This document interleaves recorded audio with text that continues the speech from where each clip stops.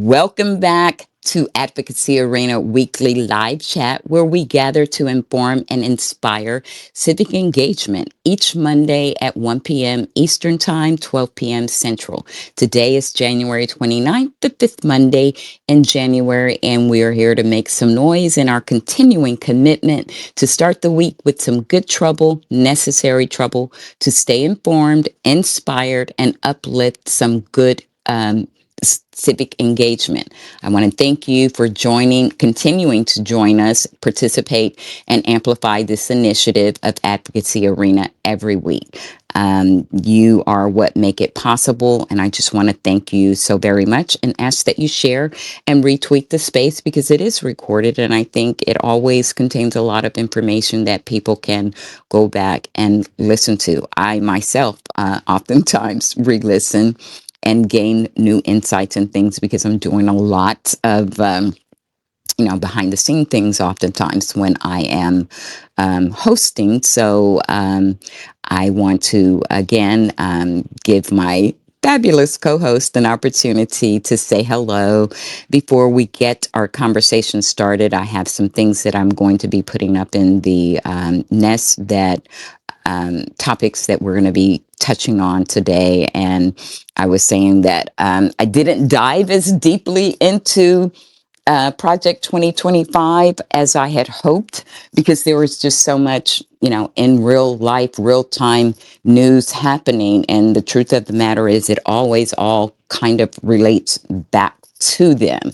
So, with that, I'm going to turn it over to my fabulous co host and allow her to say hello and greet you guys. And we'll get started with our conversation. Well, happy Monday to everyone. And it's always a pleasure to be here in Advocacy Arena. Um, it's a joy to see so many familiar faces and to be able to have the opportunity to have this conversation each and every Monday. So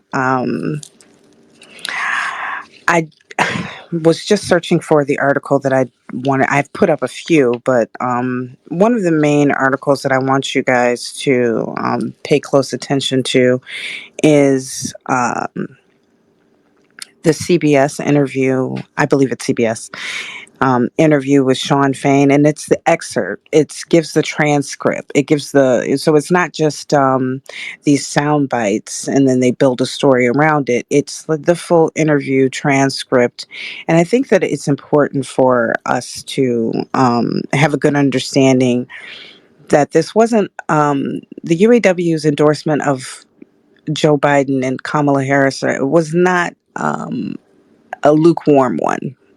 It's a full-bodied endorsement, and I want people to um, clearly understand that.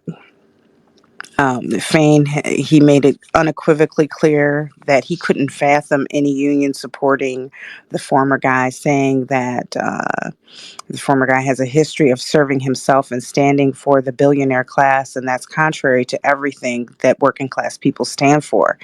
I'm sure you've seen this quote and many other tweets around, but he had much more to say. Fain said from the outset that the UAW's endorsement must be earned and that Biden had done so with a history of serving others, in addition to being the first sitting president to join a picket line, and that the Biden administration had provided key support to bargain a contract where EV work is secured for workers. Fain gave credit where it's due to Julie Su, the labor secretary, and he didn't shy away from the union stance of standing for peace. And I think that's important because they directly asked him about Dearborn and, where the headquarters for Ford Motor Company is located, and of course, the second largest population of Muslim and Arab Americans, or Arabs, and obviously Arab Americans in the world. So he said that he will continue to push the Biden administration to find a path to peace in the Israeli and Palestinian conflict, and that he had faith in the Biden administration that they would do the right thing.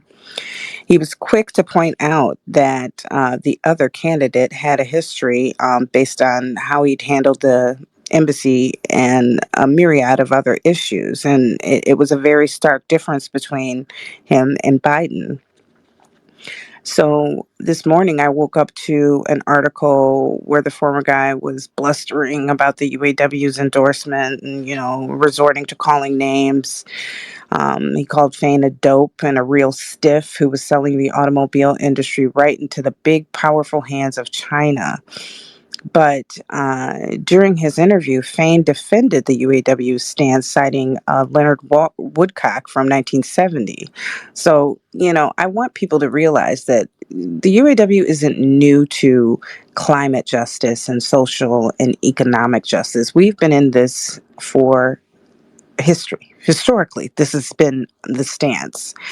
And so, as far back as 1970, Leonard Woodcock said that it made sense to get away from combustible engines because of the poisoning it was doing to the environment. And so Fain reminded folks that the UAW has always been at the forefront of these environmental issues, and the key being that he was making sure that the UAW membership and working class have security moving through this transition. So, asked and answered, he's made his stance very clear. Of course, the UAW is not monolithic, and members have the freedom and choice to make a different decision. But as far as the official union stance, Biden is the candidate that the UAW will be backing for 2024 presidential elections. Now, what I did get up there was Sean O'Brien, the Teamsters president. And yes, it's a contrast to what Sean Fain has said, but he's met with Trump. I hate saying that name. And he will meet with him again. He also said that he wants to meet with Biden on January 31st. I think he's trying to meet with them both on the same day. I'm not sure how that's going to work out. I haven't seen any other news stories, but the big issues for the Teamsters are the national right to work legislation and bankruptcy reform. And what I really want to say is that with 1.3 million members, we have to respect O'Brien's decision to explore this dialogue. He owes it to his membership. I think that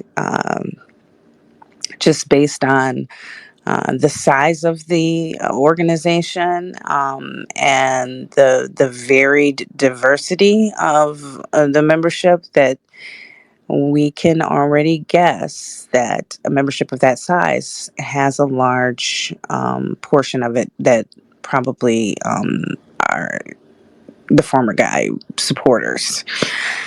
And I don't think that he is wrong for being certain that when he comes to a decision, along with his executive board and his the membership leadership, that he's made the right decision for his union. And of course, we hope that that decision is going to be Joseph Biden. But I just really wanted to point that out. That it's never a certainty um, when you've had such a psyop being done on the American public, that uh, everything is going to, that unions are automatically going to go in the way that we expect them to, which is behind Democratic candidates. Of course, historically in the past, that has been the case. And I believe they are one of the few large unions that have not endorsed Biden so far. The AFL-CIO, of course, came out early and strong, which is the big union that other unions fall under the umbrella of. So my expectation is that we should hear something soon, and we will just wait and see and move forward from there. Either way, we do not give up. because we know what is best for our democracy and we know what's best for the working class. So I know that I've kind of gone into the story mode or the sharing mode of the portion of the space, but I did want to make sure that we focus on that and are aware and do what we can to support those who are supporting our best interests. Thank you. Well, thank you so much. And I am glad that kind of were able to kind of suss that out and explain the nuances of this union activity. You're someone who does have a great grasp of it. And I think it is important that people understand it from that perspective and not just, like the Twitter, posts and headlines, looking for, some sensationalism or another opportunity to bash the administration. I do want to begin by saying that I'm sure at this point, most of you are aware that we lost some soldiers in an attack on some of our bases in Jordan. And the president's response was basically, we will respond at a time and place of our choosing because we will not allow that to go unanswered. And Secretary of Defense Lloyd Austin, said he was very angry about it. And of course, he is going to work with um, the president to ensure that our military members, no matter where they are safe and protected, and when they have been attacked, that we respond accordingly. A lot of stories. So most of these can be found on my timeline, and I'm trying to figure out like where to start. We can start with one about the former guy, which, we know that he had a ruling against him in the E. Jean Carroll case. And I'm so happy for her. And, it's just one of many cases that he has against him. But, because of the case that Tish James has against him in New York, he had a court appointed special monitor to their organization. And it looks like that they have found a $50 million mystery debt that looks like tax evasion. So he could be in more trouble. So that article is in the Nest, and it's actually two resources because I also put a Mother Jones article in that thread from 2019 because that's when I first read about it. But he was trying to say that this was a loan. I think one of that he loaned one of his Chicago properties, but turns out it's not really so. And they pretty much admitted that, and that could cause him to have to. It could allow the DOJ to bring charges against him. So we'll see, and we're going to follow that. Um, Which is uh, so ridiculous. I mhm. cannot believe, and think of how long he's gotten away with it. Yeah. I mean, but he's been running, he's a con man. He's been running like that forever and ever. And, he likely would have been able to continue running like that, except he ran for president, Right, right, So, absolutely. and so this is what has allowed a lot of the accountability to come about. Then I want to move along to another story that I found also interesting that the no labels donors.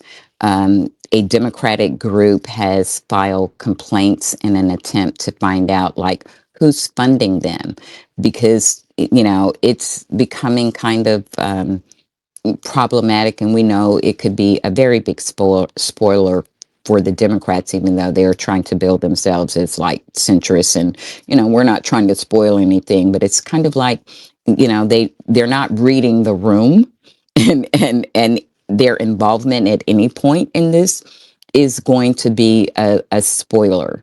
Um, And so there's an article from the AP that I posted about, an organization that is looking to force them to have to reveal who their donors are, because right now they're operating as a nonprofit, which allows them to have, you know, limited transparency, like, kind of a lot of dark money, because they don't have to expose those things if they are not involved in politics. But clearly, that's kind of the whole purpose of what they're doing, and they're, like being too cute by half.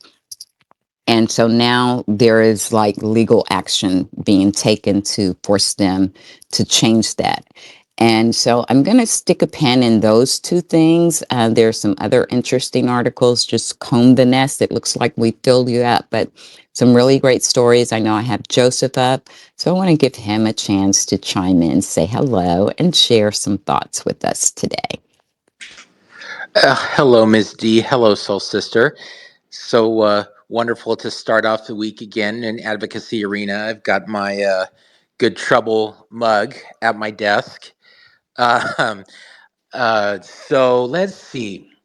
I kind of want to talk a little bit about the vice president's visit to Nevada, because I think that was very is very important. She's been in Nevada a lot, particularly in Las Vegas, and I know she met with the Culinary Union again, who they are going to be crucial to winning Nevada. I know she met with Congressman Stephen Horsford, who is the representative from Nevada's 4th District, who I'll be following that race closely this year because that's a race that we need to hold. I know Congresswoman Dina Titus, who's from Nevada's 1st District. She spoke at kind of a rally with the vice president. I don't know if Susie Lee, who represents Nevada's 3rd District, if she had a chance to meet with the vice president or not, but still, Nevada's Democratic delegation, if you will, was pretty much in full force for the vice president. So that was really encouraging to see. I don't know, of course, if the vice president is going to be making visits to northern Nevada, because Reno is the Reno area is another trending Democratic pocket, if you will, in Nevada, as a lot of people have moved to Reno from Northern California. And so they're coming from the Bay Area and moving to the Reno area, and that's why that area has been gradually trending blue. So that's an encouragement. And I know both Nevada senators have been very active on the timeline, pushing, of course, particularly the reproductive freedom as well as labor talks. So, Nevada is a very important state to me. It is my neighbor, so of course I'm going to be keeping a very close eye on that. Here locally, I just read this morning that the Los Angeles Times endorsed Kim Nguyen Peñalosa, who is one of the Democrats running in California's 45th district to take on Michelle Steele. She is my preferred candidate for this race. I think of the 3 Democrats that are running, I think she has the best chance to beat Michelle Steele, and so this was very encouraging to see that the LA Times endorsed her. It is going to be whoever gets the nomination. It is going to be a very hard fight against Michelle Steele because she has a powerful machine behind her, namely her husband, who pulls all the strings, and both of them resort to dirty tricks all the time, and lies and deceit, because that's the only way she can win. She has no platform to run on other than lies and deceit.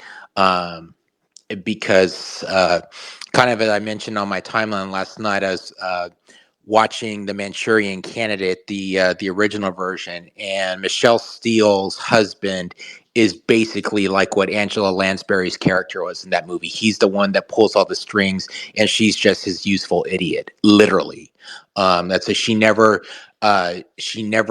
gives any like candid or impromptu speeches because she needs to be prompted on what to say. So that's kind of what's going on out here right now. Not too much news really out of Arizona, except for the fact that over the weekend, the Arizona Republican Party had a meeting to elect a new leader, and it was kind of a dumpster fire, which was really funny to follow. And what was really funny is that Carrie Lake got booed by the crowd. So I think even her own party is turning on her. The fact that she's done so much damage to the state of Arizona and caused so much embarrassment to Arizona. So that's all I got to say for right now. I'll sit back and listen to everybody else. I might have to duck out a little bit. There's some projects that my team and I are working on today. But thank you so much, Ms. D and Soul Sister, and also thank you so much for coming to my space the other night. I really enjoyed it. It was such a good conversation, and kind of thinking about the theme for my next space. So thank you both so much. Well, thank you. And it was indeed a great inaugural space. And I'm looking forward to joining you in more spaces. And, because, you talk about these races in the areas that you travel in. And so when you speak of the races, if we have, a kind of a continuation of that topic in your space, I have another another name to throw in the ring here from Tennessee. We have a candidate who is running out of the Clarksville area, which is where Fort Campbell is located, and that is the part of Tennessee that borders Kentucky, and her name is Allie Phillips. You will find her on my timeline. She actually has a big write-up in the Washington Post. She's there with Miley Cyrus, and it looks like they got top billing over Taylor Swift, but all Tennessean. So I thought that was pretty cool. But the reason she decided to run is because she has a story. She was affected by the abortion ban. And that is what prompted her to run. So I would encourage you to read that story because she is also part of a lawsuit that many here in Tennessee and around the nation have joined against their states or filed against their states because they have been certainly adversely affected by it. Um, but because I brought Mud Puppy up and, in my title, I talked about dark money because a lot of the articles that I'm sharing with you are surrounding dark money. Um, I wanted to, let me mention two things first before that is that I put up in the Nest an interview with Speaker Emeritus Pelosi asking the FBI to maybe start investigating some of these protest groups and maybe finding out if there are foreign actors involved in the funding or participating or orchestrating, because I think that there are. And so I'm glad that, someone it's one thing for me to say that and us to say it on the timeline, but it's quite another when a member of Congress says this and says that they're going to ask the FBI to start looking into it. So I hope that they do, and I'm looking forward to staying abreast of that. Also, another situation, we talked about all the protests. We know that we have had a proliferation of a lot of swatting going on. In fact, Nikki Haley was swatted this weekend. So, in reference to that story, there was a teen out of California who's being extradited to Florida, and he's 17 years old. But he will be tried as an adult on federal charges because of some SWAT activity that he did last year that involved a mosque. And I think a courthouse. So I'm going to be following that story too. And I hope that they prosecute to every extent of the law, and that maybe it serves an example to others who may be participating in this, because it's very dangerous, and someone could get killed. Because, there's already been just some horrendous, traumatizing things that have happened because of some of these SWAT calls. One, I can't even remember what part of this, what area of the country it was in, but a police car responding actually ran his car into a school building because I think he thought it was that dire. And of course, policemen have gone into places with guns drawn. But I want to, and I see Mark is here, and I hope when he has an opportunity, he can come up and speak to us and share some of his legal insights with us on this, because and Mud Puppy is here, so I'm going to let her speak next. But there's another group. Don't know if Mud Puppy has it on her long list, which I applaud her for, compiling and continuing to update. But I discovered one that had not been on my radar, and this one is actually connected to the Chevron case that is going before the Supreme Court. And it's a little known legal group that quickly emerged as a top U.S. Supreme Court litigator is helping to steer a broad high court challenge to government agency power. So this is the tie-in to Project 2025, because they say that their purpose is to fight the deep state, which is what Project 2025 is about. And the group is backed by none other than Leonard Leo and the Koch network. And the court has taken 3 of its cases this term. And one of those cases is the Chevron case. And this group is called the New Civil Liberties Alliance. And the interesting thing about them, and like so many of the others of them, like they form a big, broad network with lots of tentacles. And they don't all work on all the same things. Some of them have very, very specific areas that they focus on.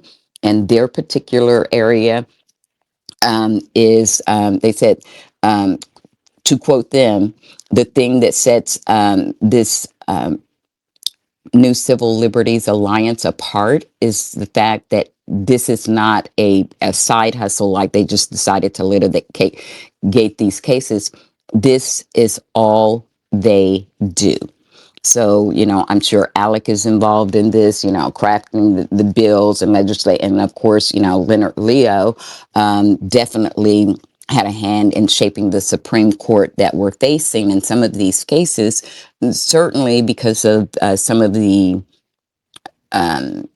justices and certain things that they have been involved in should be recusing themselves. But I don't think any of them have at this point. And there's another case that they have brought, Loper Bright Enterprises versus Raimondo, which is involves Justice Clarence Thomas's extensive participation in Koch network events. And I will find another. But that was one of the dark money aspects that I wanted to bring up. And another one, because it is the last week in January, is that I'm sure you guys have started seeing, because I started seeing last week, this celebration of sort of National School Choice Week. That too is a dark money funded effort. The last week of January, right-wing groups like Charles Koch and Americans for Prosperity promote National School Choice Week. And unlike other, commemorative national weeks or month, such as Black History or Pride, it did not emerge organically. The uber rich are funding National School Choice Week to attack public schools. And they list one organization again in particular. This one is Gleason Family Foundation, which this tends to be their pet project.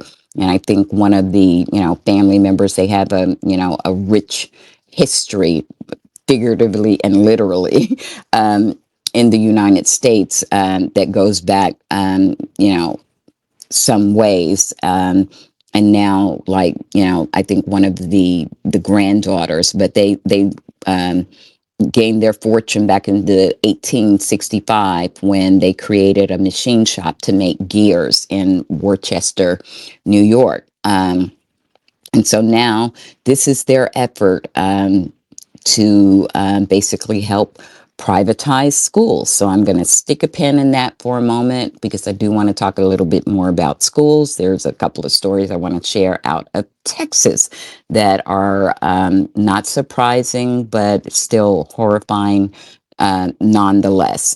So I'm going to give Mud Puppy an opportunity to share with us, and then I will talk to you about the Texas story. And I see Carrie has come up too, and I appreciate it, Carrie. So we'll go to Mud Puppy, and I know you have done a little digging in dark money, like you keep up with Bloom and some of his behavior. Um, and so we'll go to Mud Puppy and then Carrie, and then I will share this story out of, one of many Texas shenanigans. So, Mud Puppy, how are you today? Hello, Misty. Hello, Miss Soul Sister, and everybody else. Hope you're having a great Monday. That is so interesting that you brought up the new Civil Liberties Alliance because I just came across them yesterday, and I added the tweet to my thread on Leonard Leo because the 85 fund, which is connected to Leonard Leo, actually made a $1 million donation to them in 2020. So, these people, well, Leonard Leo himself is, pretty much directly involved in all of these cases because, Right. He he's has the big bucks now with that huge donation that he got, so he can oh afford yeah. to fund all of these projects. Yeah. And if in case nobody is aware, he received, what was it, a $1.6 billion? Yes, that's correct. Okay, yeah. He received a $1.6 billion donation, which I believe was the largest donation in the United States ever, by Bar, I don't know how to pronounce his I name, think it's Saeed. Bar. Yeah. Mm-hmm. Bar Saeed. Yeah. Um, and he is the owner of Trip Light, uh, Trip Light Manufacturing or something. I don't know. He's a, very wealthy individual. Out of Chicago or Illinois. Yes. Mm-hmm. Yeah. Um, so there was that story. And then I also was doing more digging on Leonard Leo. Um, and came across an interesting article from the Washington Post that was published in 2018. And it was referencing the Chevron deference case. And mind you, I'm not an attorney or have any legal background whatsoever, but from my understanding, the Chevron deference case, if it is overturned by the Supreme Court, would limit the powers of regulatory agencies. That Not is the whole just, purpose of it, to yes, take away the regulations. yes, and people need to understand, like, that would go for the EPA, that would go for the CFPB, who monitors misleading advertising. Um, so it's basically to screw the consumers in every way possible, and give power and money to the rich white men. So that is my interpretation of it. But going back to the article that I found, I thought it was interesting because in 2018, Leonard Leo said that his top priority was to overturn the Chevron case. So we can kind of see that he's been actively involved in this issue. Um, what else? Over the weekend, I made a very basic chart of Leo's connections to the groups involved in Project 2025. And he's involved in quite a few of them, including his CRC Advisors, which is a PR That firm. yeah, that's his own PR firm. And Yeah. that's how he skated around. Like it seems like he may have skirted some tax you know taxes as well in the way that he took that money from Saeed, because they moved it around through several different companies to alleviate him having to pay taxes on it. Yeah. And I wish I could, like, because I, I've had to teach myself a lot, like how to read through these tax forms. But I would really love to move into like, how do I actually track the money?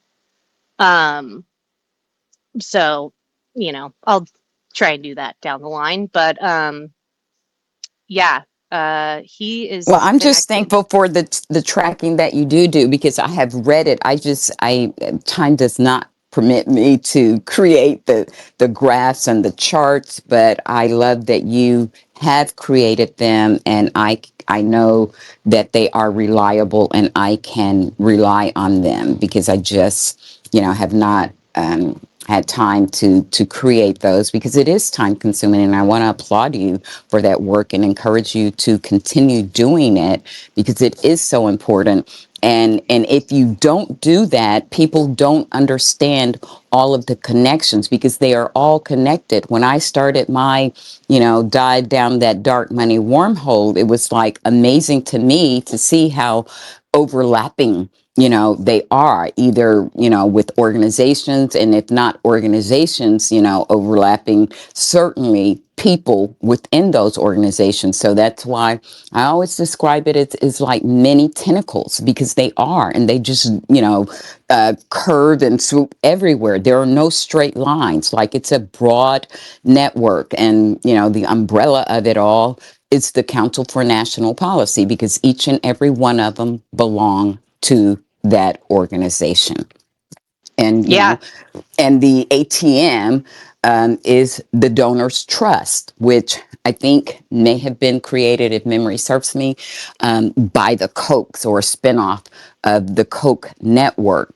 And I talked about this once before, but I just want to remind people what the Donors Trust is it allows these people to put to bequest their funds there upon their death, and decide where that money goes. Like, they have to honor their request. If their thing is privatizing schools, then their money has to only go to those organizations who are doing that work. So this is rich people not only dictating the what happens in our democracy while they're here, but even after they're dead. And that's what the Donors Trust Fund is all about. So, And it also hides the donors themselves, ex- so you don't exactly. know who is providing the funding. It just says Donors Trust. So there's no transparency, essentially. Right. So, goes back to us needing to get that Citizens United overturned at some time in our lifetime, because otherwise, it is always going to be the rich guys who are dictating the state of our democracy, and what occurs in it. But yeah, you're so right. Did you have anything else that you wanted to add before I move to Carrie? Um. Oh, just one more thing. And actually, so Stop the Coup 2025. They're I believe grassroots activists, and they are currently trying to push back against Project 2025, and they just had a protest outside of the Heritage Foundation in DC on Saturday. And they've actually reached out to me to maybe collaborate on some of the stuff about Leonard Leo. So if you get a chance, follow their page because they are on the ground doing the work. I'm just That behind a is computer. Yes, that is so awesome. And you've had a lot of people reach out because of your work that you have done, and they have noticed that. So that should tell you and show you again also how important it is. So thank you again for your consistency and your dedication to that. And I really appreciate it. And I appreciate you coming, joining, and sharing with us. And you don't have to go anywhere. So perhaps you can chime in later. I'm going to go to Carrie, and then I'm going to go back to a story that I want to share with you guys about what's going on in the education system down in Texas.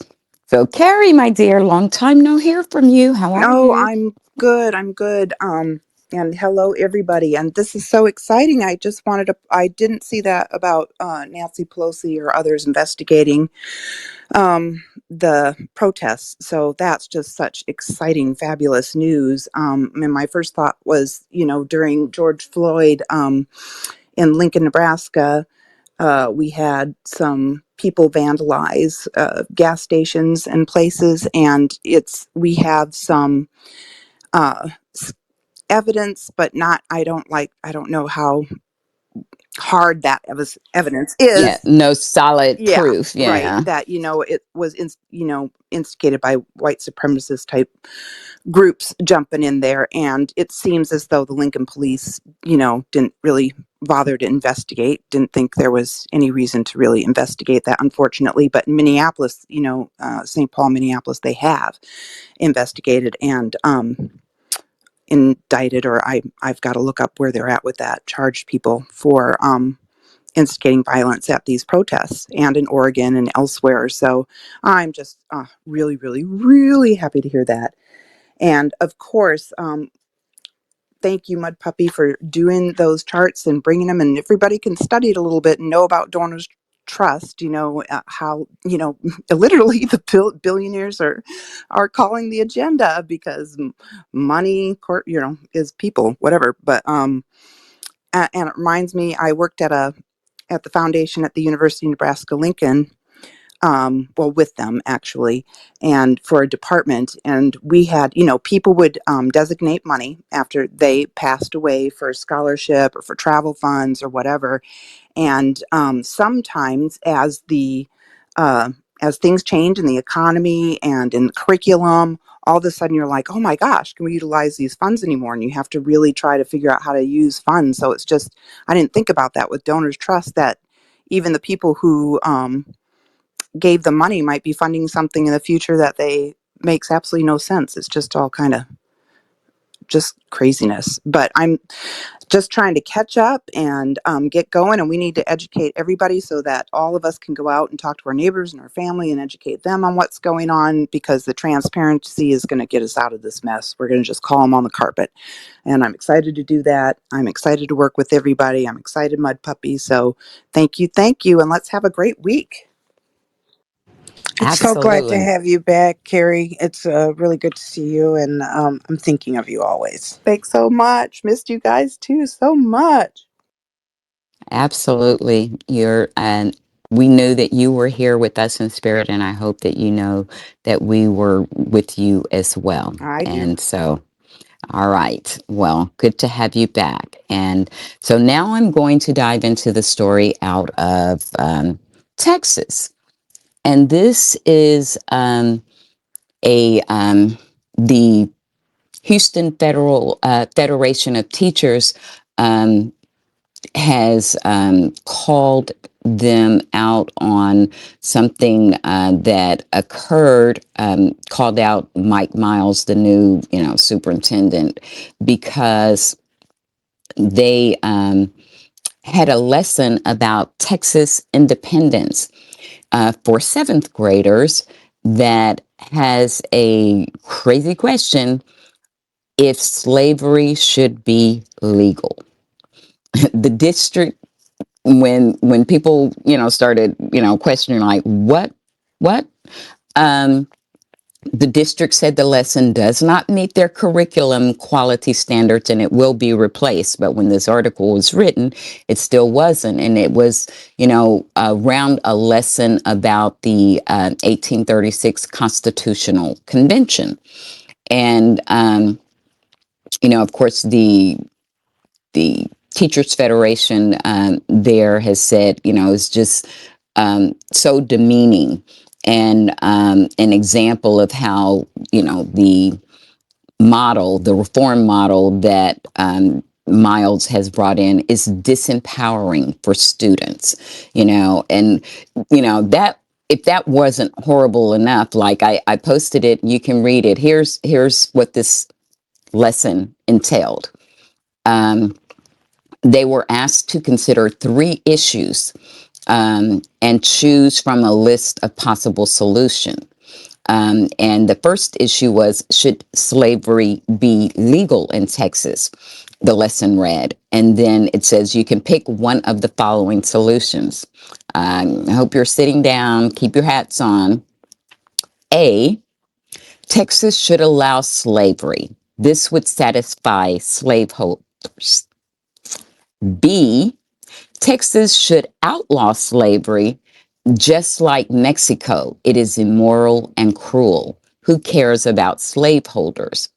And C, Texas should allow slavery for 20 more years. This way, slaveholders have time to prepare.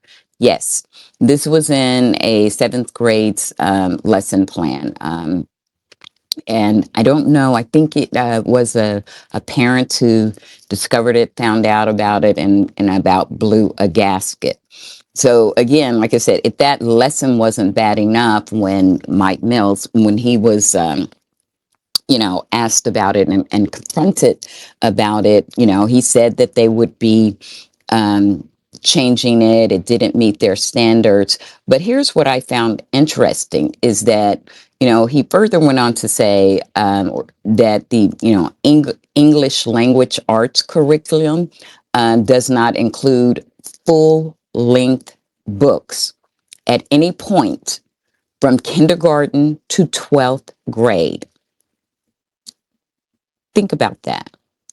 Kids will not be required, like no kid will be introduced or have the requirement of reading a full length book at all in school. Instead, he said, students read short passages, and Miles says that kids can read full length books outside of school. Are you kidding me? Really? Are you kidding me? So, I hope that you guys read this article, and I'm going to go back and read it because I was doing like some cramming over the weekend, trying to just bring you great information, stories, and resources. But in real life, what's going on too. But one of the things that I understand this particular district, and I'm going to reach out to Lauren Ashley, which, she is our adopted candidate down in Texas, and understands the nuances of what's going on in the community, especially around education. That this curriculum that they have put up, and now we know that the curriculum does not require a child to read a full length book throughout their entire school time. Um, but it's in largely Black and brown areas. That is so disturbing to me because we know that a lot of the curriculum that they do want to push, like in many of these what is Hillsdale affiliated private school networks, they emphasize the classical curriculum, which further comes out to the 1776, which we all know is a backlash to the 1619 project, which was trying to share some more facts about the history of our country, because we know that the UDC for ages did a great job in suppressing true education and knowledge in schools about the history of our country, and especially around the Civil War, because they clung to the lost cause ideology, which was inspired. They were inspired by Birth of a Nation, which glorified the Ku Klux Klan, and they, like the Moms for Liberty, went around to all these schools and had a profound impact because they grew exponentially very quickly, much like Moms for Liberty, had chapters all around the country, focused on schools, focused on the curriculum, had actual curriculums challenged and changed, some of which were not able to be undone into the early 70s here in southern states. And, it's a whitewashing of history, period. But the other thing is, of course, they had their monuments project, and so we're dealing with these things, which reminds me of what's going on with this current rise in white nationalism, because we know that Trump is their leader now, but once he is dealt with, and he will be eventually, and how that actually looks, I don't know. But, he's already getting some of his lashings from, E. Jean Carroll. So they may come from, some obscure places, but as long as he is feeling some pain and some consequences for his behavior, I don't care. But wait, I lost track. I lost my point there. Help me out. What Well, was as long what we're saying is that these punishments or this Oh, opportunity to push back on this type of behavior and their attack on legislation, on education, etc., is it might not come from traditional avenues, but it will come, and this is one of the ways. exactly. And that, I remember my point was also that even when he's gone, the effects of what he's done will be long lasting, because he's brought all these other things. So it's not just a matter of getting rid of him. So Mud Puppy, I was very glad to hear you talk about an organization that literally did spring up grassroots for real, to push back on Project 2025, because I think that is very important, because I know that there is, a group and maybe several others that sprung up after Moms for Liberty started really showing what harm they were causing with our kids and in our school. Which brings me to another story, which it's not like it's new, but it's in the nest, but it's about Moms for Liberty. There was a story done on CNN, and they were actually interviewing someone who serves, I think, currently on the school board in the area that I think that's Sarasota, um, where these ladies who founded Moms for Liberty served on. And I think it's a video, and I also linked the thread I did about them, and they're comparing them to the UDC from like last July, because I think when you listen to her talk about the devastating effects of Moms for Liberty, and then you think about what I've told you about the UDC, you will see how, like, even though like their numbers are starting to dwindle and people are leaving them, but those people still have that same ideology. So they may be leaving the organization, but some of them are forming new organizations with the same kind of agenda, just not with the toxicity that some of the original founders and high profile people have brought to them. And these organizations have a tendency to do that. Charlie Kurt, Turning Point USA, is very well known for doing that. Like, if he is called out, and we absolutely, doesn't mean we shouldn't stop. We should definitely do it. And ramp it up even more when their things are called, they are doing racist thing, or have people who are definitely aligned with Nazis or the KKK. However, now I think he is becoming so extreme. I don't think that he cares, but it still matters that we call them out on that. But he had a habit once, the media picked up on some really racist, bad behavior. He would ask those people to leave the organization, but it was just symbolic, because Candace Owen was one of those people. I can't even remember what she did to like get officially Oh yeah, ousted. I think it was a Hitler comment, That's but what it was. Yes. that was quite a few years ago, and I think that if she'd made that comment today, they wouldn't have even blinked because, like you said, okay, so she was ousted from the organization, but she still headlines many of their events, you Yes. know.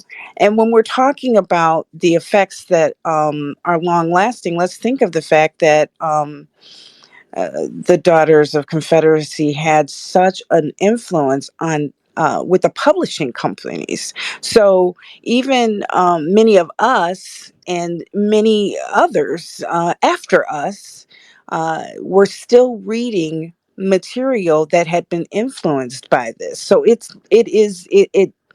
reverberates into the it reverberates, sorry, into the future. And so while we may get rid of, or exercise ourselves, or from this plague of misinformation, disinformation, hateful racism, etc., we are still going to have to battle and fight so many things. I mean, because look at all the legislation taking place in so many states. So these state houses are also going to have to be dealt with, and that the policies that they've been able to enact. It is not as simple as you get rid of one. It is like you said, it has many tentacles. And, this is what I love about Advocacy Arena, because we don't just sit here and complain and gripe. We show um, the connections and connect the dots. And it gives us an opportunity to fight what is happening right now today, but also make sure that we understand that the fight isn't over just based on that one battle. We have to continue until we rid ourselves of the cancer of this hate and bad policy that is going to definitely affect future generations. Absolutely. And, like again, speaking of Moms for Liberty and their hypocrisy, want you talked about the textbooks and the lasting effects that they have.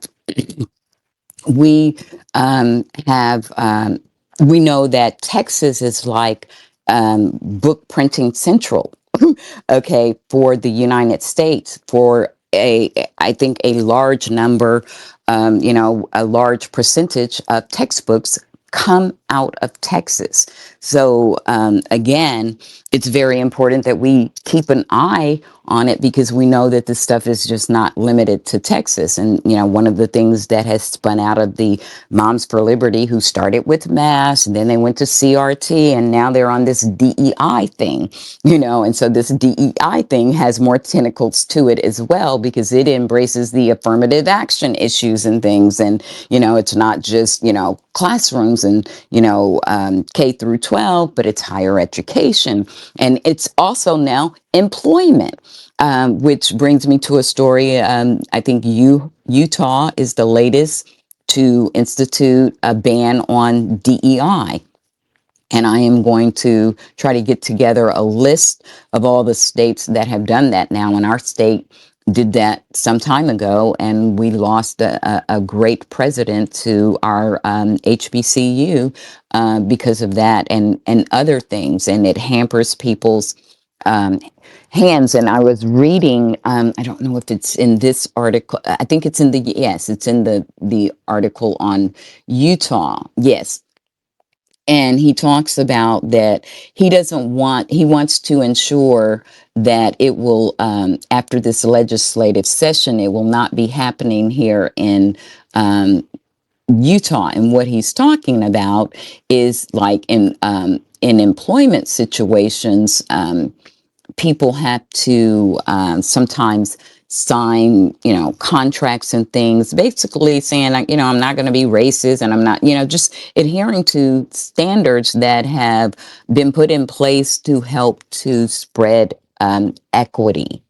And so they don't want people to have to adhere to that in employment situations. And, Texas already passed a bill to get rid of it. And like I said, this is not just the education part, but it's also the employment process. So it probably, much like Brown versus Board, when the schools were integrated, yes, we got to go to the same classrooms and have the same nice new books.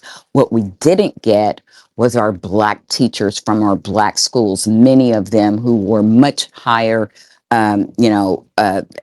much more educated than some of their white counterparts. And this is another story that we need to continue talking about, is because I can't even remember where I read this story, but I know that somewhere they're kind of doing away with certifications. I think it may be Florida, and they are just kind of issuing and complaining because there are too many requirements, for a teacher. And this is the situation we're facing here in Tennessee with our education commissioner, who, by the way, came from Texas and was in charge of a charter network that was started by Jeb Bush.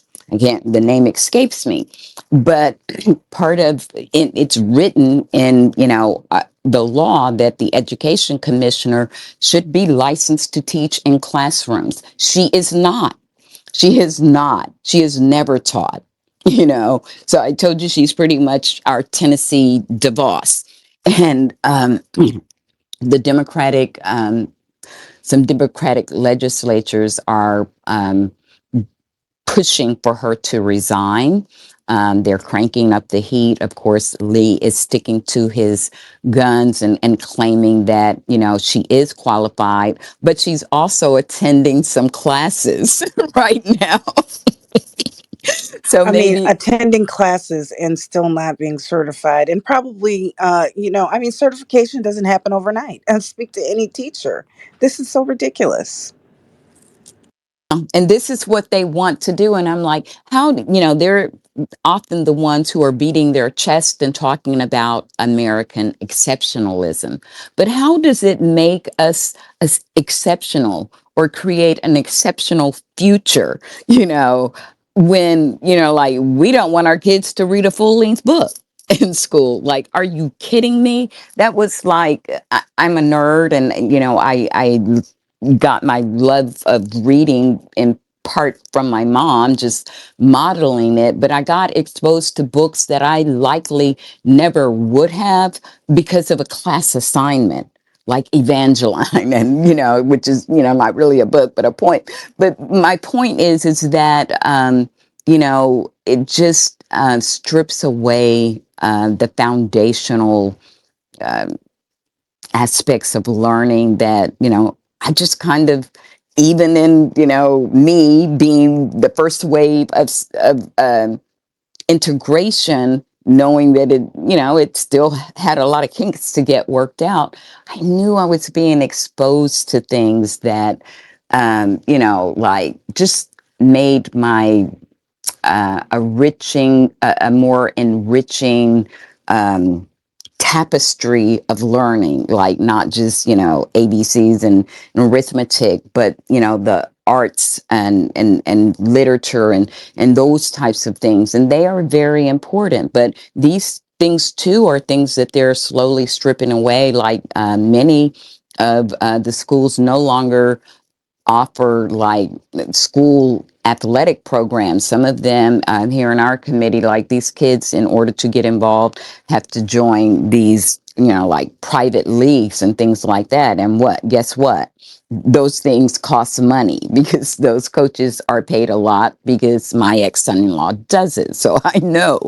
And that saddens me as well because not only, like, are they being deprived of like this I think ability to create esprit de corps, team spirit, and have physical exercise and find talents that, maybe they're not strong academically, but athletically. And it matters because sometimes that, recognition of their athletic abilities can help boost them and encourage them to, lean into the academic because in most places, like you got to toe the line on both. So, I just see them like diminishing our children and every aspect of their life over and over again. And it just saddens me. But it also frightens me because it lets me know like this is, how you like take over a population when you dumb them Oh, down because knowledge is power and they're taking away our power, our children's power, and an uneducated populace is the most easiest to control, and that's what they're doing. yeah. And while complaining and accusing us of indoctrinating, this is what they want to do to us and our children. But go ahead, Mud Puppy, and tell Sister chime in if you want. Well, I just wanted to say that it's discouraging any continuing education or higher education. It also diminishes the self esteem of these students. They're going to be ill prepared. I mean, if you're not reading a full book, then how are you exercising a full opinion on a subject, because if they're not reading a full Like book, then are they developing writing a right? How are they developing their communication and writing skills? Their critical debate skill, thinking. critical thinking. It's this is demonstrably on purpose, and it's damaging on many different levels. And like you said, if you're not doing well academically, most schools don't even allow you to participate in extracurricular activities that are associated with schools. Even private organizations that these kids, there might still be an academic requirement. I mean, my son has been a skateboarder for since he was like 5 years old. He says four, but I know the difference. And I remember when I would put him in these camps, a good friend of ours who he became a good friend who runs the camps, owns a skate shop. He would often tell them, I'm looking at your grades. He had the ability to do that because it was tied into the school district. And hey, if you're not meeting the requirements, he had the ability to be like, okay, you sit out this week, and he has a full skate team. I mean, it's just really, it's one of those activities that is very big here in our community, and they do a lot of neat stuff. They do a lot for the community, and they're very active. And so, these are things that some of these kids would miss out on, and It would it's sad. keep kids out from getting in trouble Yes, oftentimes too, exactly. because they have a purpose and a focus. And if they don't have that, like they're kind of left to their own devices. And Exactly, which are not necessarily always the most productive. hmm It's just it has so many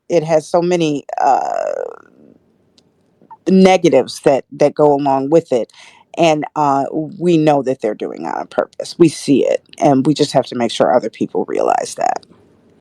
absolutely. So, Mud Puppy has her hand up. Go ahead. Yeah, just on the topic of indoctrination and schools, I shared up in the Jumbotron a bill that has been proposed by the Florida state legislature, which is, so this is the bill, an act relating to patriotic organizations, authorizing school districts to allow representatives of patriotic organizations certain opportunities to speak to students, distribute certain materials, and provide certain displays relating to the patriotic organizations, requiring certain school districts to provide a date and time for such patriotic organizations to speak with students, distribute materials, and provide certain displays, prohibiting a school from discriminating against certain organizations in the use of a school building or property under certain circumstances. Wow. Um, yeah. So, uh, I mean, are we building the next Hitler's Youth? Yeah, I don't know. Yeah, and the patriotic part is kind of like that the code language that they use, because also in describing their the description of their curriculum, which, like I said, it's called classical education. Then they talk about a 1776 curriculum where the focus is on patriotism and family values. And so, speaking of that, like you said, indoctrination and cult. There is a story that like blew me away. I put it up there: white Christian nationalism with the patriarchal cherry on top in all its glory. And this is a guy who is a minister out of Texas, and he is basically loudly and proudly saying that women should not have the right to vote. Like, we don't have enough sense. So, they've already taken away our body autonomy. And so, next on the chopping block is our right to vote. And the fact that, like, any woman can support these people is beyond me, but they do have it. I mean, it's like a cross between Handmaid's Tale and the American Taliban, because he also, like, he has this dominionist mentality, but, he crosses some different ideologies, but they're all very extreme and religious. And one of the things that he pushes is something which I didn't even know was a movement, is called the covering movement. And this is women having to wear covering over their head. And one of the articles that I linked to from it is from a group in Canada, and it goes as far back to 2009, and it could go further, but that's just what I found. And it's like a testimonial from this young woman who is explaining why she decided to make that move and what that experience was like. And it wasn't even like her church was demanding it. She was just expressing her embracing the fullness of her religious practices and was choosing to do it. But now, I guess it's become a movement. And this minister, his name is Webon. He has a church in Georgetown, Texas, which I think is near Austin.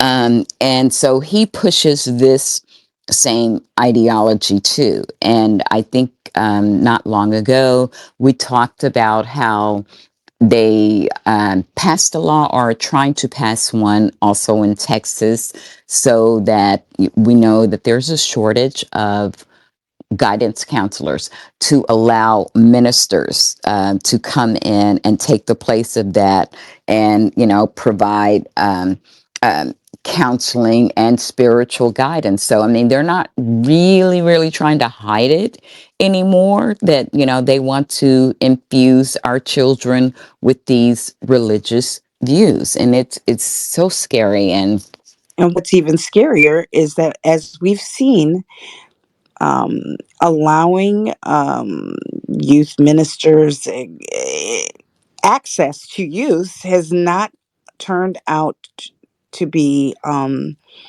exceptionally healthy for our youth because of the rampant abuse that we've seen reported.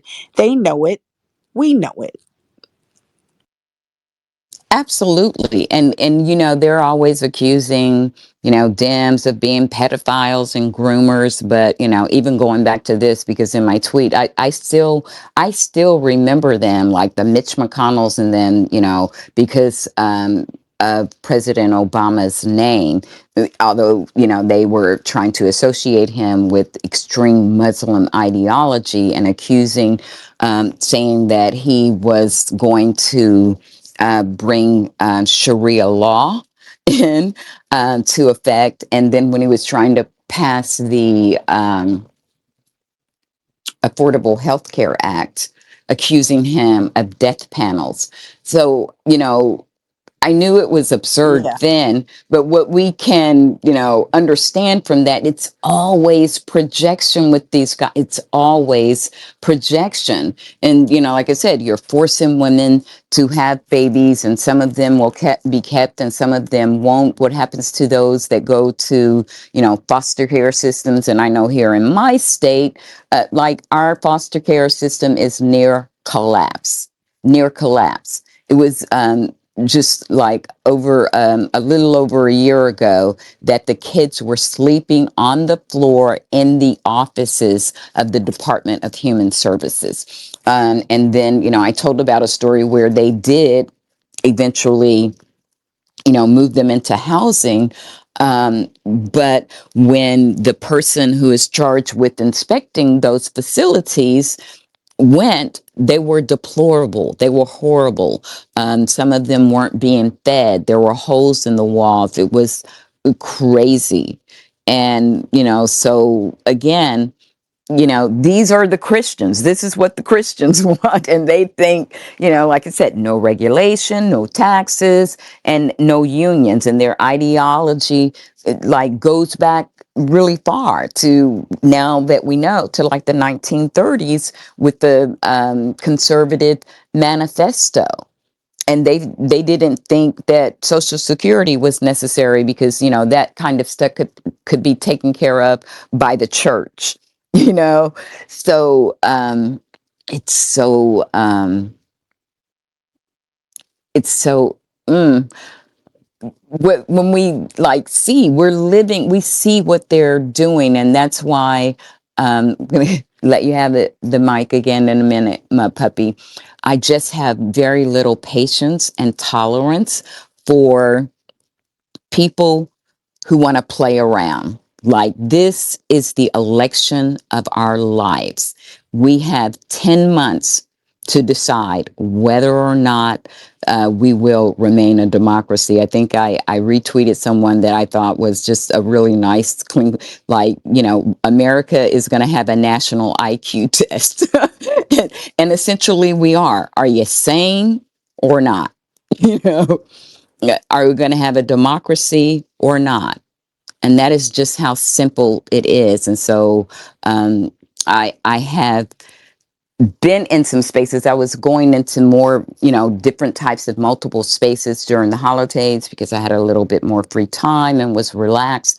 But I will be refraining more and more from that, and being really choosy about where I go, what I allow to proliferate in my head, because see, it drives me crazy to have people, in spaces allowing misinformation and disinformation, or to see chaos agents come into spaces that, are trying to be informative and have good conversation, and they're not honest brokers, and they come in to derail it. And I mean, it's something that we've seen happen before. And I have been in a couple of spaces recently where that happened. It's so exhausting and draining, and I will not be participating in that. I will be protecting my peace and working, like I said, to build this fire hose of truth, and ask as many other people to join in with me, because there is just so much energy spent talking to people who have no intent. You're not going to be able to change their mind. They just want to have a battle of wits with you or go back and forth with you. I mean, like, how many of you honestly think that you can convince MAGA that, Trump is harmful to them? At this point, no, they have drank the Kool-Aid. It is a cult. And to that extent, the same has been done with some of these youth on the left by Bernie, just this populism that has poisoned their civic brain. And we do not have time to deprogram them at this point. Like, you're going to need some time, and the time that we would take, like, I'm not saying don't make that effort, but I would say that's an effort that is would be more productive, like in a real life situation where it is someone that they have a level of trust in you, and you can do it more slowly over time. But in a space to think that you're going to change someone's mind, I don't know. You can give it a try and a go if you want to. I know that Malarkey has come in, and they go to spaces, but they've been going to those spaces for months and talking to them, and slowly. But again, I would say watch the time that you spend kind of doing that, because it's time that we could spend amplifying the Biden administration's messaging, and talking to people who maybe really don't understand or are not engaged. And because I think that a large part of, what's going on is voter apathy. Like, people are just sick of the politics, and I get it. If you're not someone who is watching it all the time, some kids, they just feel like, it doesn't work. Both parties are bad. And, like, if he did all this bad stuff, how come, the checks and balances didn't work? And it's like, it's like a whole civic lesson that has to kind of be developed over time, and teaching them about that, but, kind of reaching them where they are. And I just don't feel like, me personally, I've been doing this for a little over 3 years now, and watching it, it's not possible in spaces, because one, you don't even know who people, if they are who they really say they are. Okay. But with that, I'm going to, stop on that note on that. But I just want to let you guys know, I appreciate that, you send me invites or whatever, and I'm not telling you to stop, but if you don't see me show up, you will please understand why. I am protecting my peace, and saving my energy so that we can come here and have these conversations that we do every Monday. And then there are a few others that I will go into, but it's important too that people, know how to moderate these conversations. Like, you can't just open up a space and, just let everybody talk. And again, like, when people are going to do that, I try to give them tips and things to help them have, productive conversations, because I've learned a few things the hard way, and I don't mind sharing them. But, like, I'm not really trying to teach on the job how to do that right now, because we have a very, very, important job and task ahead of us. So I just wanted to take an opportunity to say that. Go ahead, Mud Puppy. No problem. I know exactly what you're talking about. Um, I actually just wanted to go back to the conversation about schools, and just wanted to read a paragraph directly from the Project 2025 Mandate for Leadership document. This is on page 37, and let me go ahead and read this. So, pornography manifested today in the omnipresent propagation of transgender ideology and sexualization of children, for instance, is not a political Gordian knot inextricably binding up disparate claims about free speech, property rights, sexual liberation, and child welfare. It has no claim to First Amendment protection. Its purveyors are child predators and misogynistic exploiters of women. Their product is as addictive as any illicit drug and as psychologically destructive as any crime. Pornography should be outlawed. The people who produce and distribute it should be imprisoned. Educators and librarians who purvey it should be classed as registered sex offenders. And telecommunications and technology firms that facilitate its spread should be shuttered. That is what we're up against in Project Yes, I mean 2025. it's fascism.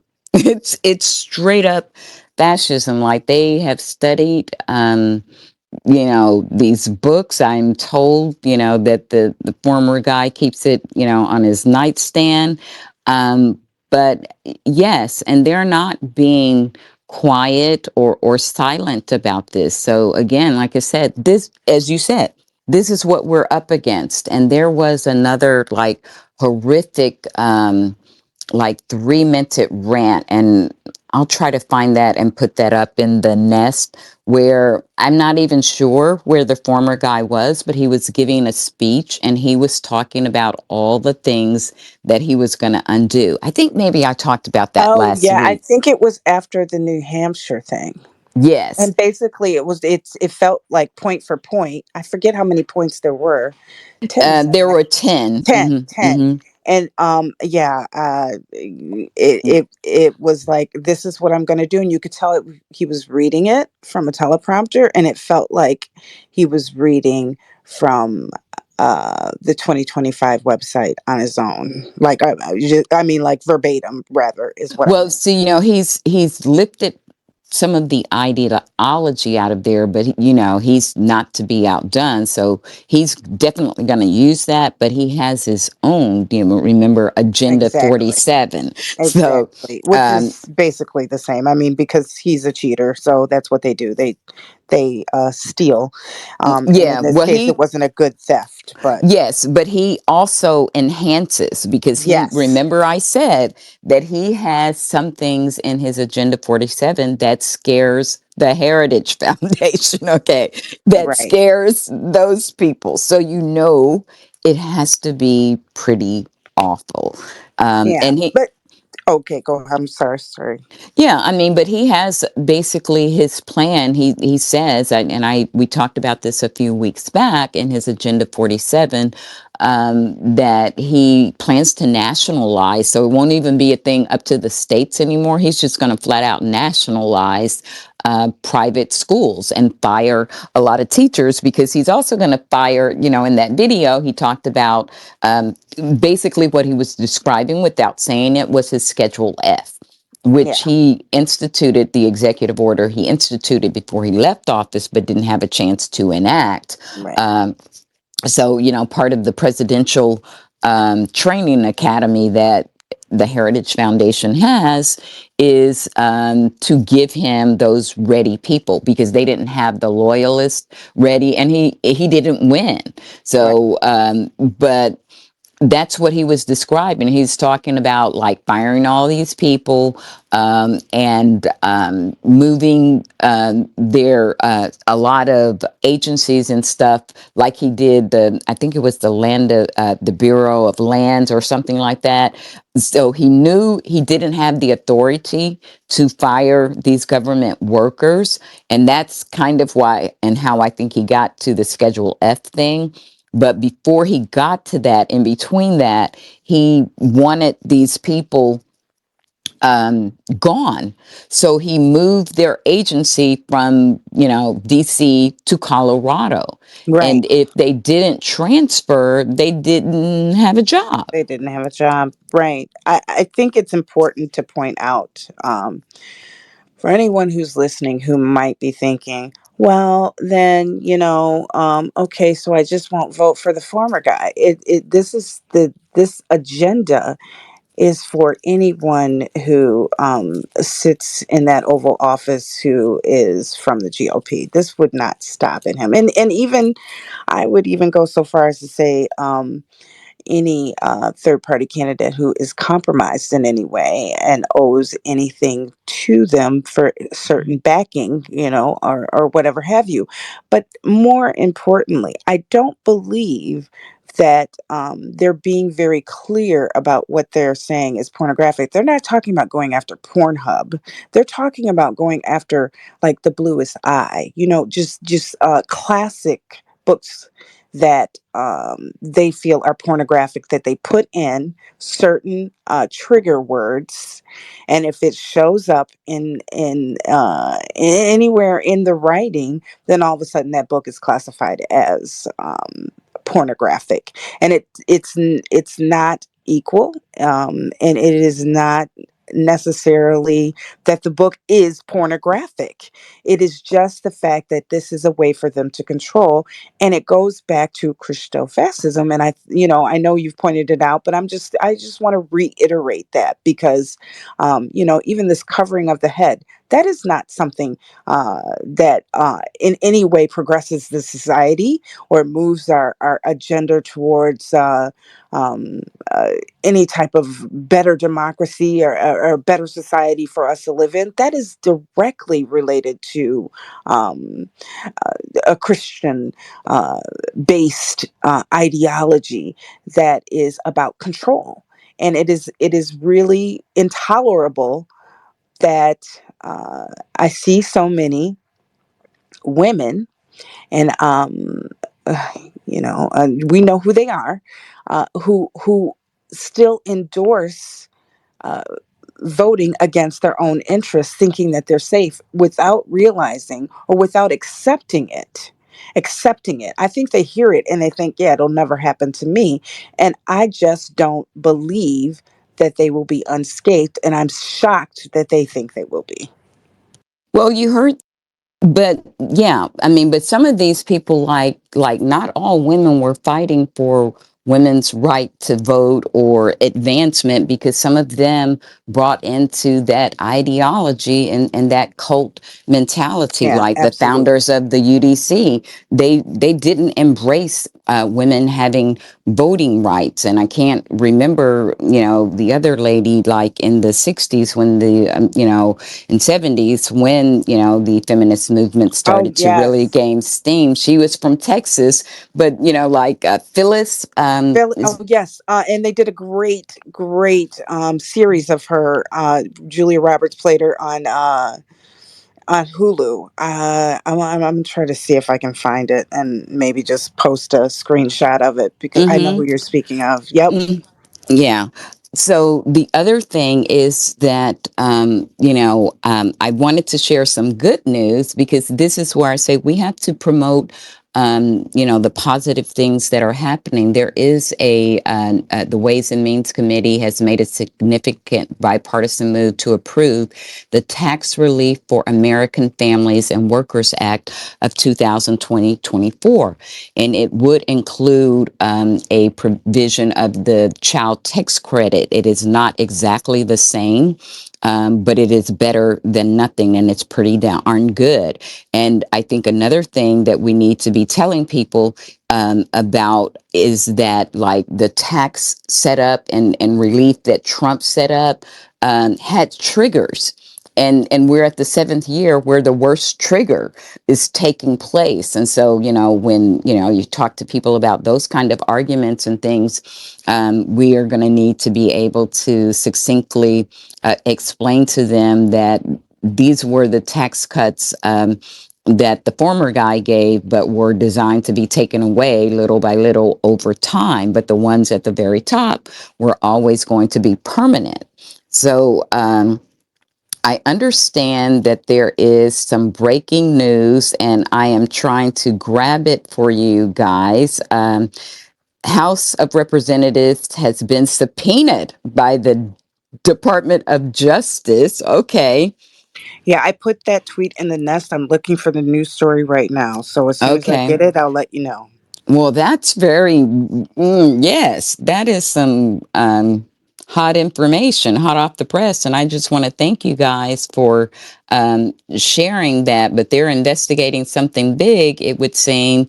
And it's time for all these things to be stepped up. So I'm very, very happy about that. And while you're looking for that, I do want to remind people too. I think I've already put it in the nest, but of course, we have this border issue going on. And of course, it's just been drummed up as a campaign kind of talking point, and they do this so often, but now they are tying the Ukraine funding to it, and so that makes it pretty crazy.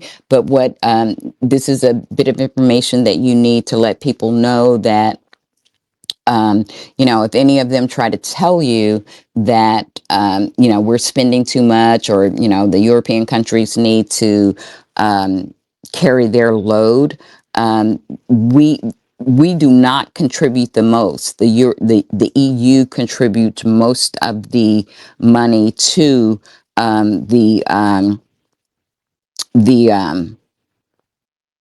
to Ukraine, comes from the EU. The majority of it does. Um, that the office of the sergeant at arms um, has been subpoenaed for documents issued by the.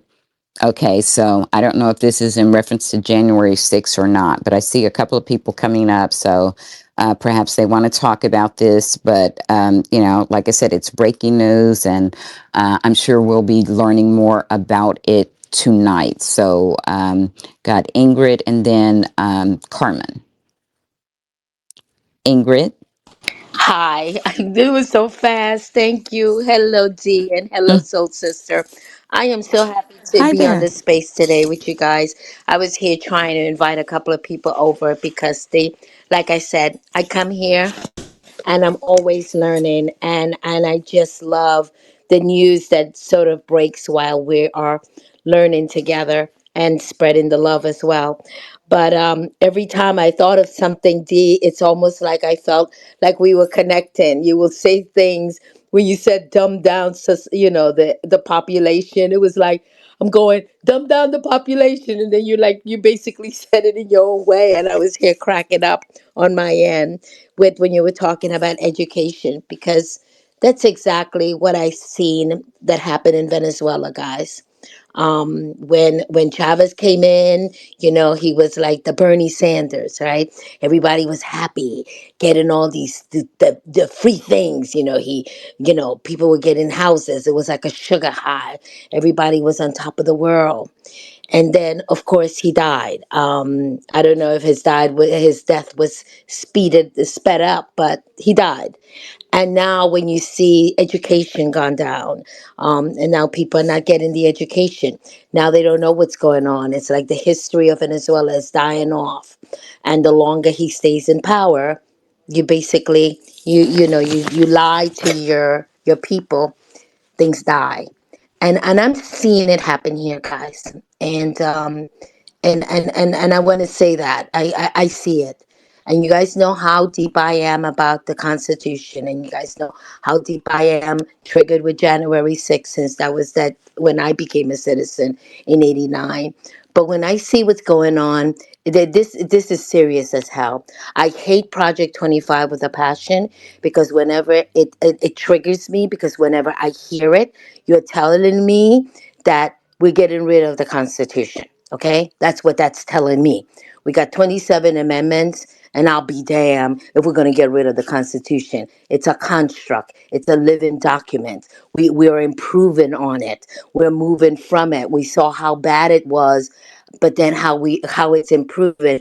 But then when you really look at it, it's really interesting, because when you look at the First Amendment, and it gives you all those rights, right? But back in the day, those rights only belong to white men with property. Okay, but now, because of the other amendments that followed, that First Amendment rights now spreads to all of us, every single one of us, everybody, we the people. And that's the interpretation of it. That's the beauty of it. They want to take away the women's right to vote. You can't do that. You can't take away the 19th Amendment. But guess what? That 19th Amendment got strengthened in 1965 with the voting rights. Okay? It now spread. So now you can't take away that right either. It's an amendment. It takes hell and high. I mean, to get rid of an amendment Okay, is Ingrid, crazy. we understand. We're No, not going no, to no, no, I understand, have. but I just wanted to say that we have. I just want the how should I say? We need the enthusiasm. We need to encourage people because we know what's going on, and you help this space so much, Dee and Soul Sister. But I just want that enthusiasm because there's so much that we could offer. It is there, and the people in office are doing. Look at the news you just dropped here. We are working. It's working. The wheels are turning, and this is our time to make sure that our Constitution, our America, continues progressing for all of us because it's here for all of us. And thank you for giving me the time to speak. But I just wanted to tell you the excitement I was feeling that I wanted to share. And I wanted to bring it from the Constitution because that's what we have. That's the tool we have. And we have to hold on to it because we need to grow it for us, not for corporations. Thank you. Well, thank you, Ingrid, and I appreciate that and always appreciate your passion. And absolutely, I mean, when we talk about the deep state, essentially that's what they're saying. They want to destroy our democracy, and that democracy is, a constitutional republic. It's a democratic republic. And so, yeah, they want to rewrite it, reshape it to their image and ideology to fit their agenda. But thank you so much. And I appreciate always your enthusiasm. And that's how I feel about democracy. Like we have to come together on it because, you know, we do have an opportunity as long as we have it to perfect it and improve it. But without it, we don't, period. And so it's very important that when we're talking about this, and I am excited, I feel very hopeful, but at the same time, when I sound the alarm, it's because I want people to know what's at stake. Like we cannot ever, it's all hands on deck. So much so brings me to another story that we have some former presidents coming together to do some big fundraising together. Um, because they understand how what's at stake too. And I imagine that some of them may be coming out as things unfold, saying much more. So with that, we'll go to Carmen, and then I know I'm getting a bunch of DMs on the news, so maybe we'll have some more on that. So, Carmen, how are you today? Good afternoon, Dee, and good afternoon, Soul Sister, and everyone in the space. I just feel like I'm at home when I'm here. I just wanted to talk about how, especially the misinformation and disinformation that is pretty much on the Spanish outlet channels. I talk to my mom quite frequent, and the latest news is that. That the Puerto Ricans received all this money, like the child tax credit and all this money that they received, that now Puerto Rico is hiring migrants to do the work that the folks don't want to do because they got all this money. And I just keep, I'm tired of people blaming President Biden for trying to work for the American people. But this is happening. All of this, we have an issue with the Spanish outlets that is happening not only in the Puerto Rico island, but here in the channels of Univision and Telemundo. So I hope that the Biden administration is aware of all this. That this is an ongoing battle that we have to just try to get the facts to these folks because they are really misinformed from all these TV outlets. So I wanted to share that because I thought it was important. Thank you. Well, thank you so much. And it looks like I may have a little bit about what happened. I think Peter Navarro just got to his found out stage. So I am not certain, but that what I've been reading is what I, understand is happening there. And Carmen, I'm so glad that you had an opportunity to come in and share with us today and to remind us of, what is going on there in Puerto Rico. And that, I still think about that crazy story where, uh, I think it happened a couple of times. People at the airport. This is what happens when you dumb down a society. Didn't they thought it was a foreign country? So I think It's they're so it's unbelievable, right? yeah, It's yeah, yeah. and I think that maybe they are changing their license or something because of this. I'll have to. That's just a story that I'm curious about. But I remember when that was happening, and I was floored that they were literally, confronted by people who didn't believe that. They were part of the contiguous United States, and then like I said, you got this push where kids are not going to be reading whole books I just can't envision a future where, kids are not going to have that experience in their school life.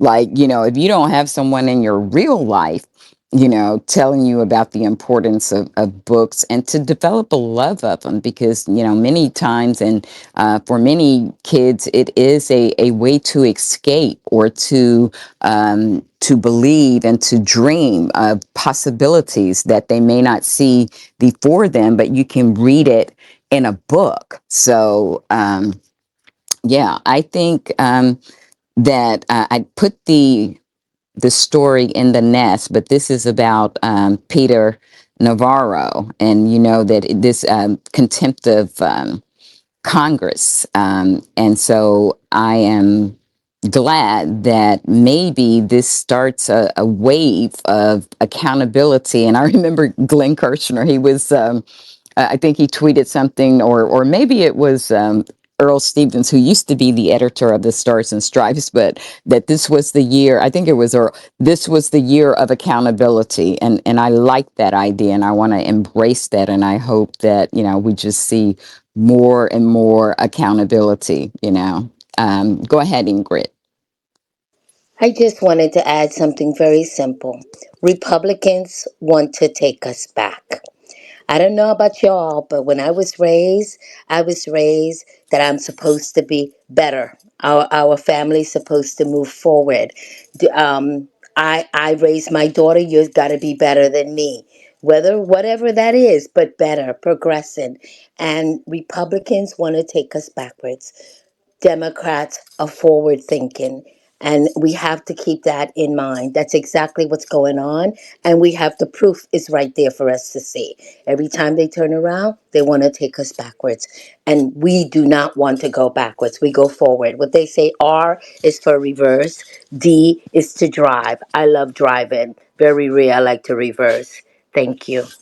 Well, thank you, Ingrid. I appreciate that. And yes, everything that they are doing is in an effort to take us back to some, grand time in their mind that the United States was better. I mean, better for them, but, not for us, like the robber baron period. And it won't actually even be better for, some.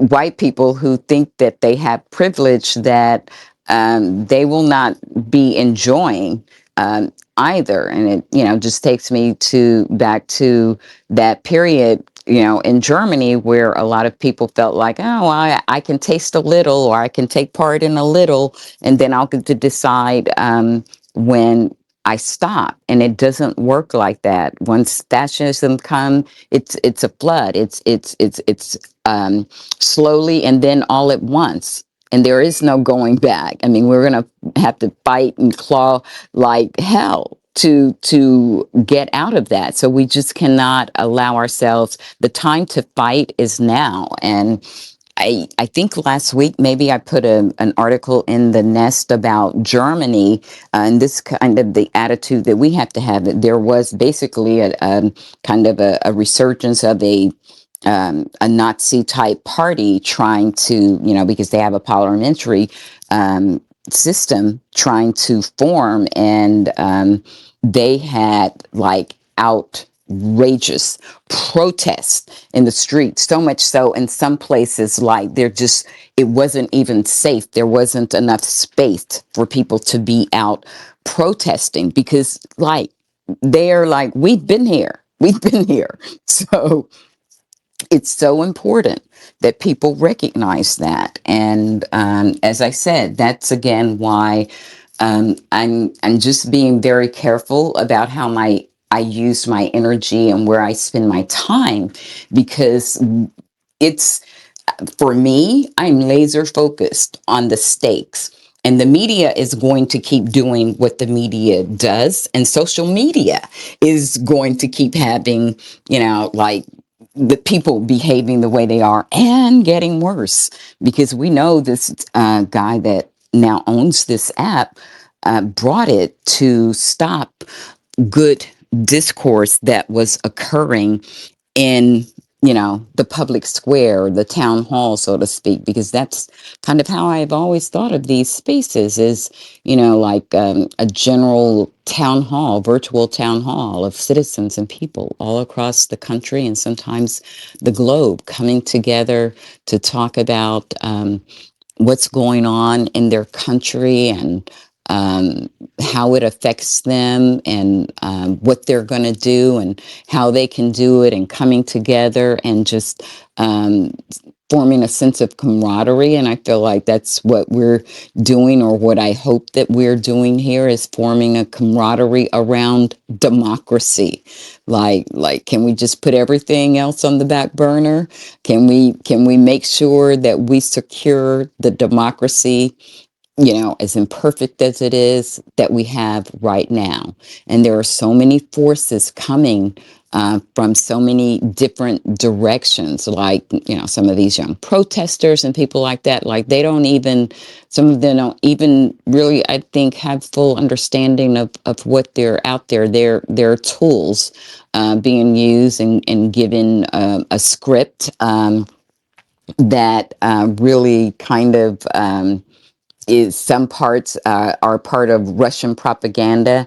And that takes me to a couple of other things that I put up in the Nest about, basically, I mean, but it's not surprising, I'm sure, to the people who come in here and, listen and talk and share, that Julia Davis talks about Russia is very happy to see the chaos that is occurring in our country at this time. He is happy that the Ukraine funding is being held up, and he knows that it is Trump that is driving the train, so to speak. And so they're happy about that too, and they're just trying to hold out a little bit longer. But in that respect, we have the wheels of democracy turning more, because it looks like Illinois just joined the group of states to, prevent him from being on the ballot. And I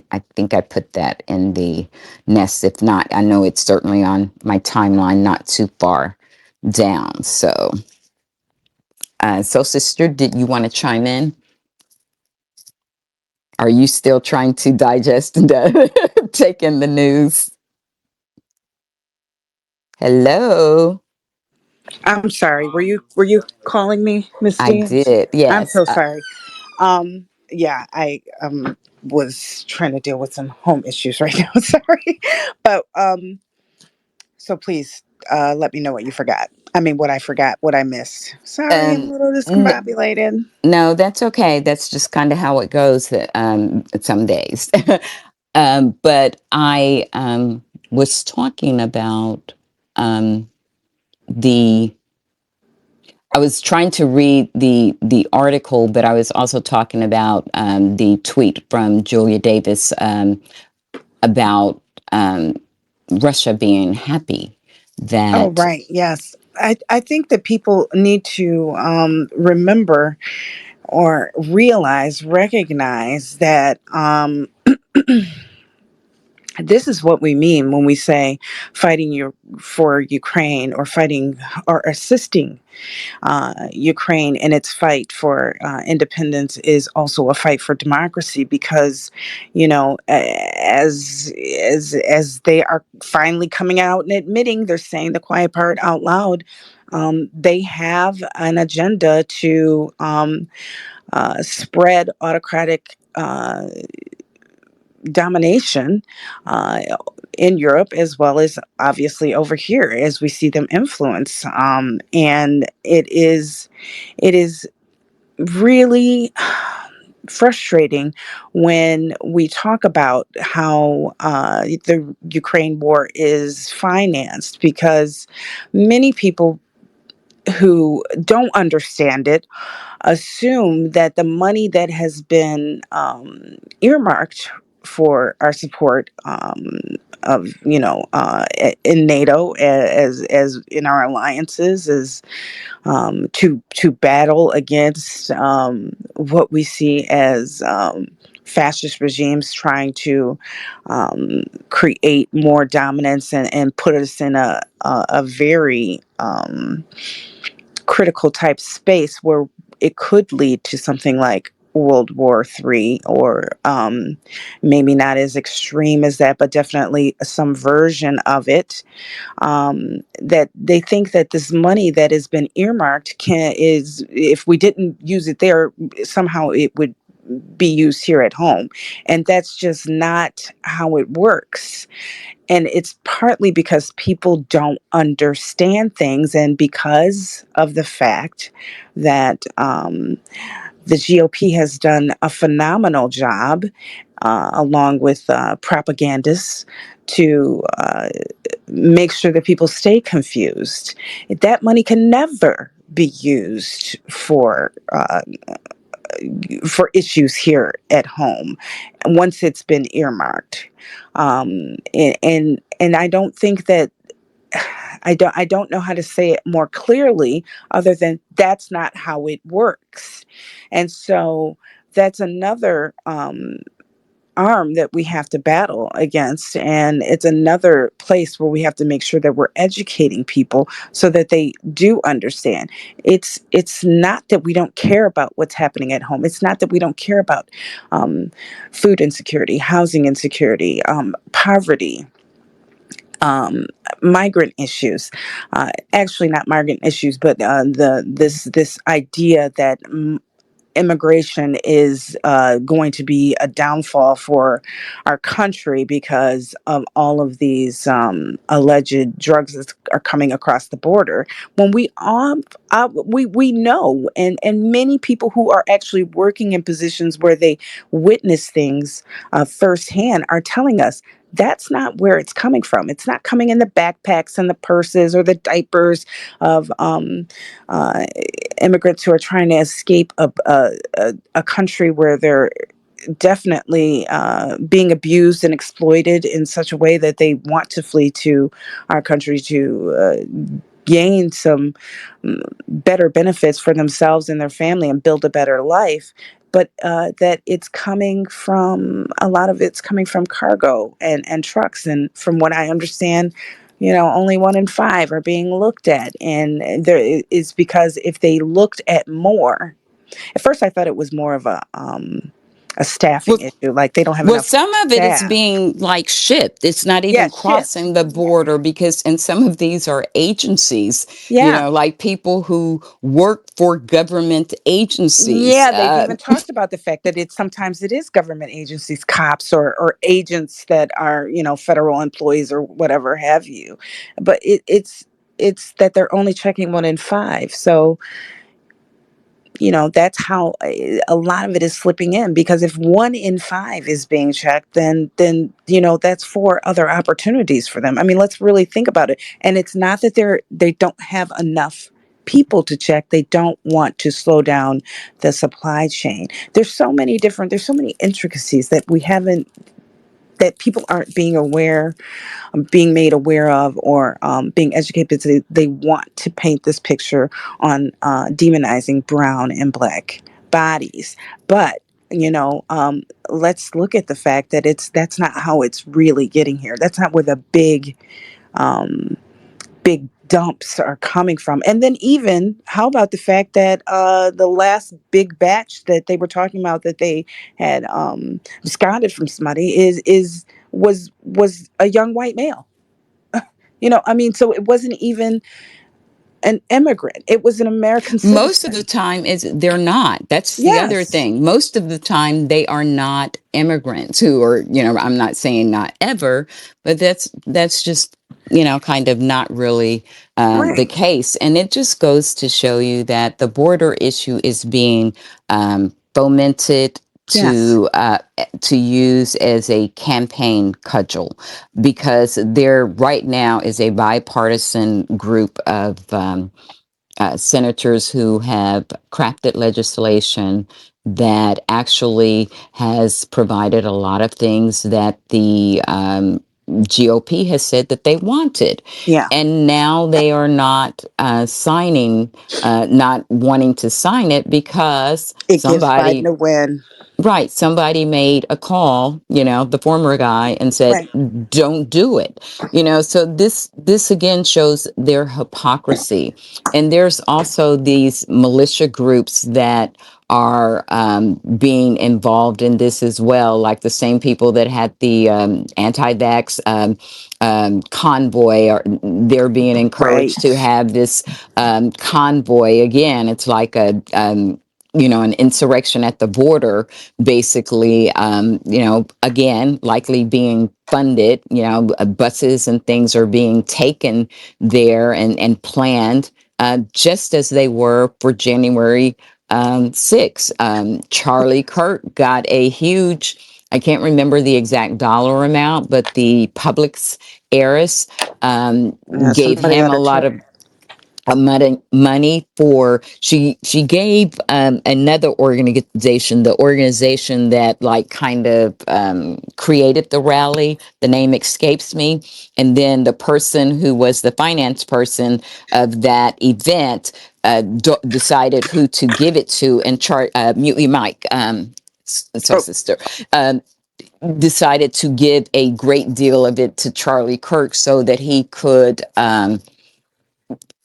put these buses, these groups together to take on buses. And so the same thing, it's like they don't have to, come up with any new ideas. They just kind of can rinse and repeat a lot of the things that have worked before for them. And this, again, is where accountability, once some of them start to be held to account, it is not as likely that they will try these things again. But again, this kind of goes back to Russia, that they love to use this border issue, and in fact, they have tried to make an issue for Finland, who just had an election. I think the first round of presidents. So I'm taking a look at that, keeping an eye on that.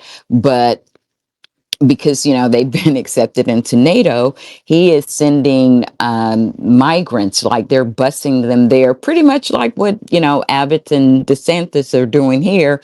Russia is doing to Finland, and they have never in their history had immigration problems, and they're being flooded. Like they've had to shut their border down because they know that these are triggering issues that generate fears and concern that they can stoke. These culture wars into the populations of different countries.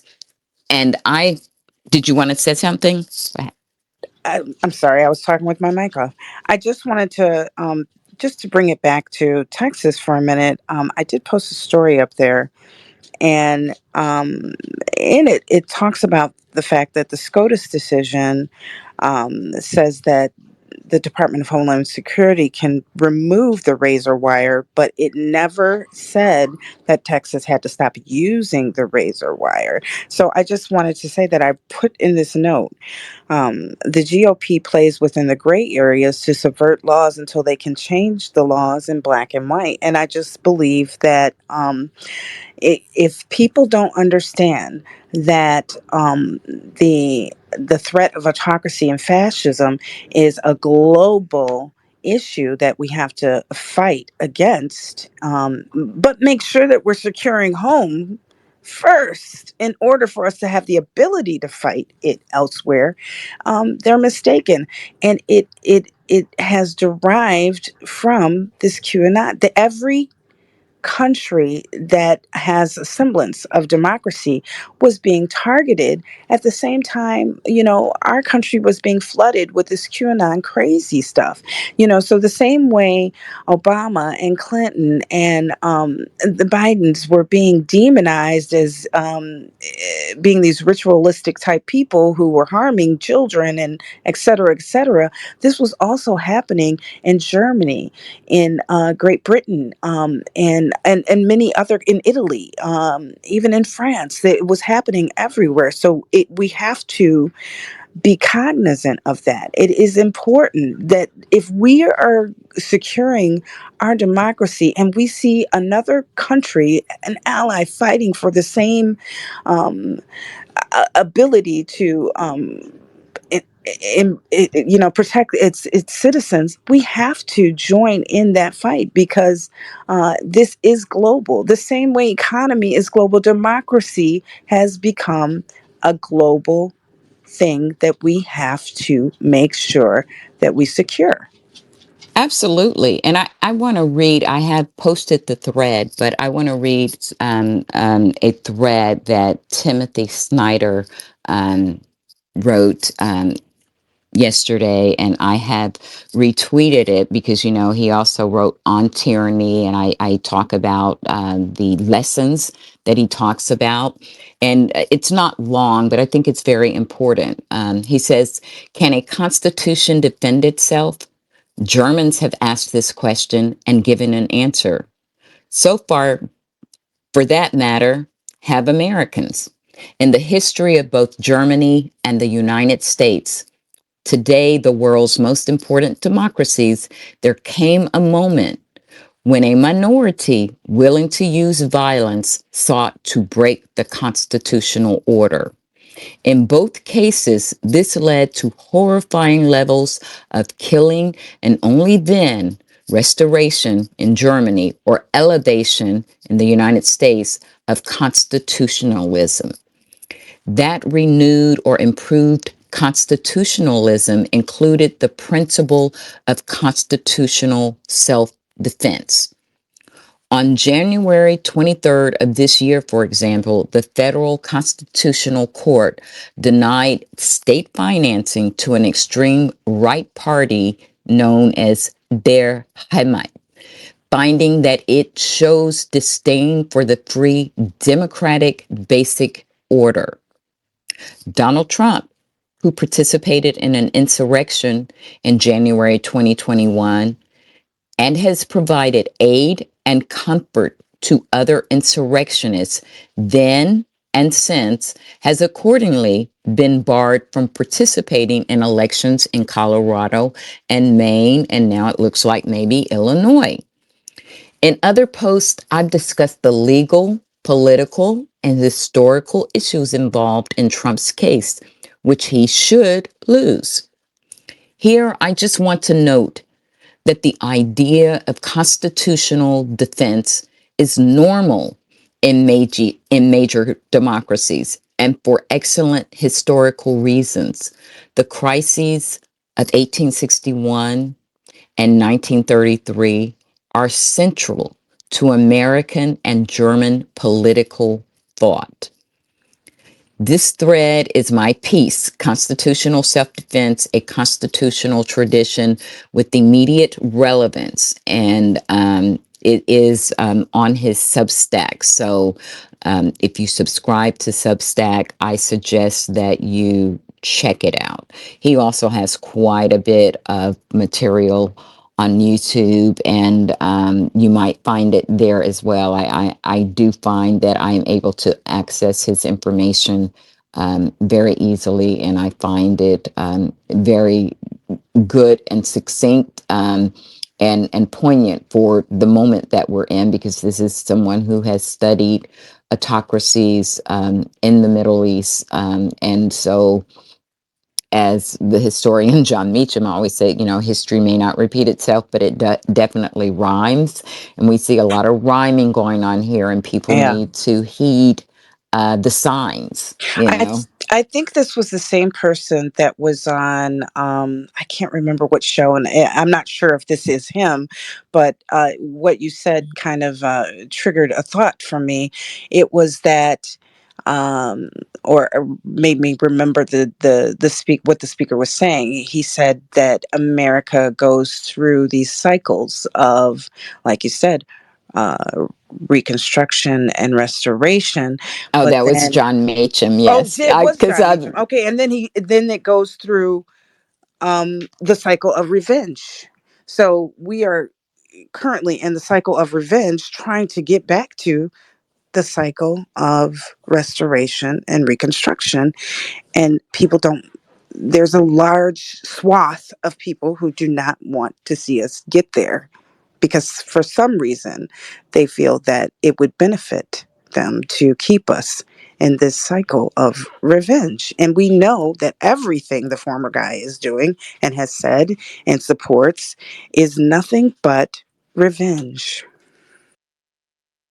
he says it almost in every campaign speech. He's basically running on retribution and revenge, And like I said, I would encourage you guys. I will find it and probably try to repost it today. But I did post this great interview. It's very long, but it comforts me, from John Meacham.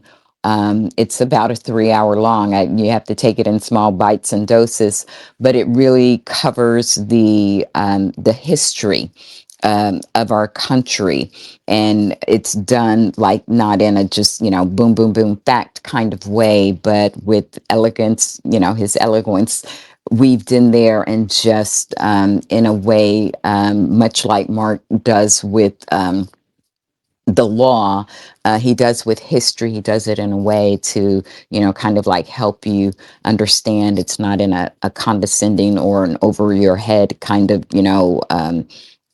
preachy or academic kind of way. It's just kind of like a friend talking to you about, things that have happened in our history, and, like why it matters, and these other things. So I just want to let you guys know that it has been a busy day for both Gwen and I know I have invited a couple of speakers I up, and know, I I'm know. sorry. I apologize.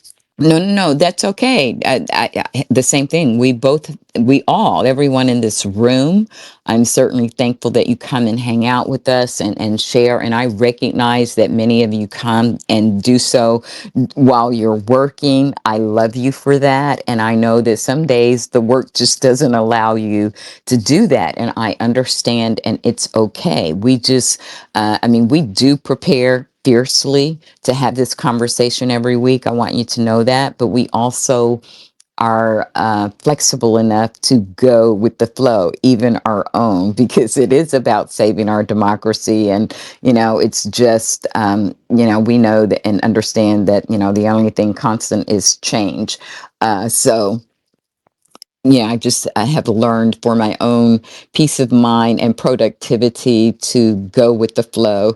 And, when things are just really busy, it is what it is, as they say.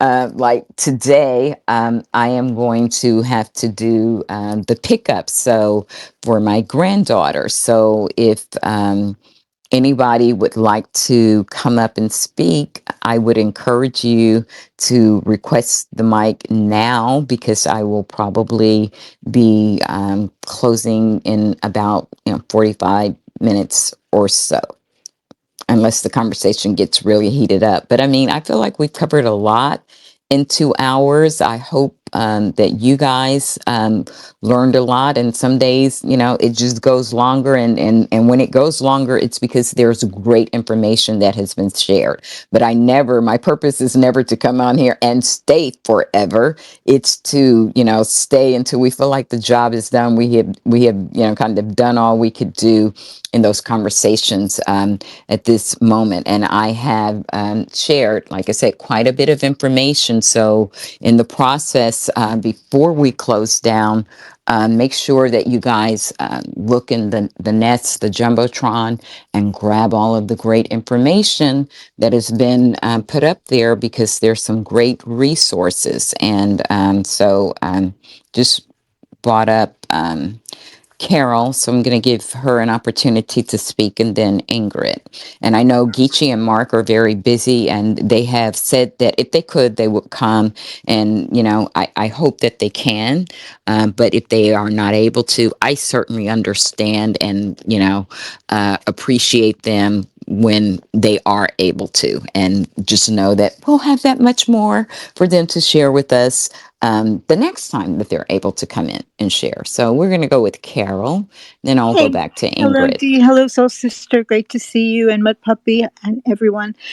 I can only talk a minute because I'm in the middle of a working day, but I couldn't help. I really needed to come up and just tell you how much I'm loving this space today.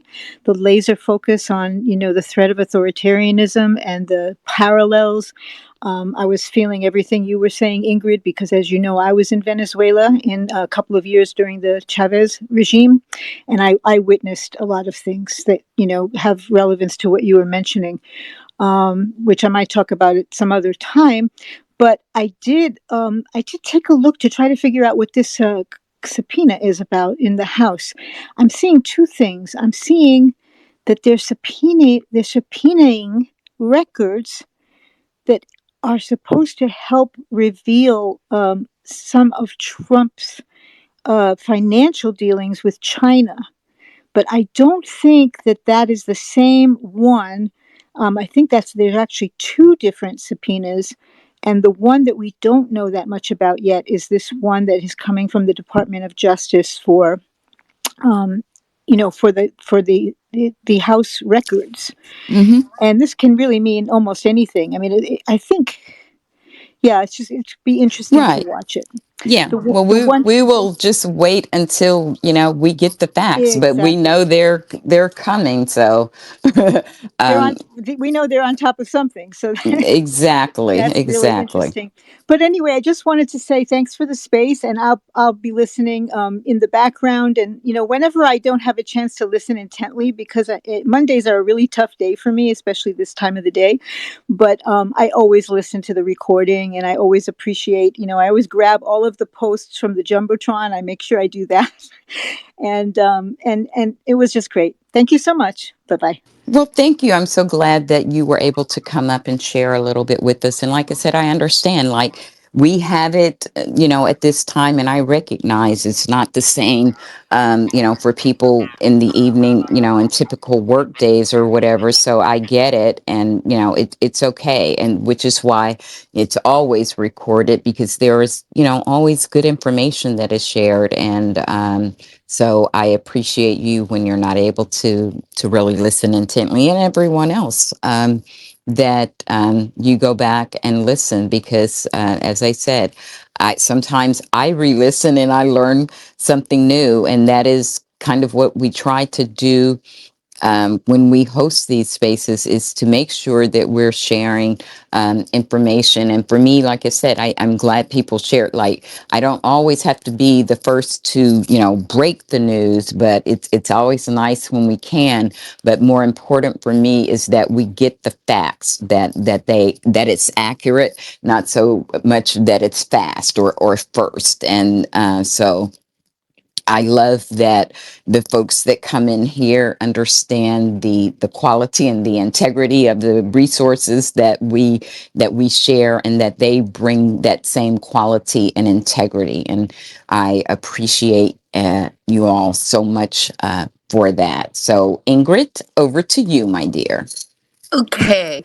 Now I was on that note, I was thinking, remember when I think Raskin said that they had 2 years of information, but the other 2 years the Republicans are not allowing them to see it. So I Right, wonder. the former guy's administration. Yeah, Yes. and it quite Yes. possibly could be that. That sounds like a good guess, but like I said, I don't Yes. We're like to waiting for do a the lot of facts. guess. Yeah. So I know we got this far, and I know we're going to find out because we have even though a problem with the media that they're going to chase this sensational story, and then there are other great investigative journalists who are still have already been doing some work and may have helped to bring the case or whatever with their work. So we're just going to keep waiting for the facts to come out, and it seems like it's going to be some accountability involved, or take us a step to accountability. So I think Yeah. that is always a good thing. I just wanted to bring back. I know over the weekend we saw a lot about Civil War. And so I just want to say that the article that I posted, I spoke about it earlier. Um, Bringing in the National Guard or federalizing the National Guards on behalf of, or Joe Biden doing it on behalf of enforcing this razor wire that is being put down in Texas is not going to be something that I think is going to be taken lightly. It is a decision that is controversial just on its own head, and especially during this time. And I really feel like part of the reason why Abbott is being defiant and these other GOP governors have signed on is to try to force his hand, but provoking an insurrection act is not for the faint of heart. Yes, we saw it used after Rodney King. Yes, we saw it used during other instances where the governors requested to the president to federalize National Guards for assistance in their states. But for a National Guard to be federalized by the president without an ask, I don't think, if I'm understanding it correctly, I don't think that that has happened since 1957 when they were trying to integrate the schools. So I think we have to sit and wait and watch this story develop because, like I said, the SCOTUS decision did not prevent or does not prevent Texas from using that razor wire. It just it makes sure that DHS has access to remove it when necessary, and giving them access to a certain part of this section right at the border. I forget what the name of the park is called. Is That they that were being. Eagle Pass? Is that I I know It was that? something else. It was Eagle Oh, Pass, and then I think there was another one as well. I thought it began with an S, but I'm not. okay. Yeah, I'm Yes, not either. yeah. I'd have to go back to the article. I'm right now. I just don't want to deviate from where we are, so we don't lose any connection, or me, because today I'm discombobulated. But You and me both. You heard my pants move. I'm so sorry. I didn't I realize my know, right? But I wanted to say that the story points out that 10 National Guards have died since what is deemed by Abbott as Operation Lone Star. This is, the state's ability to control the border area, and four have died by suicide. So this is not just a humanity issue in regards to immigrants trying to cross the border and being abused.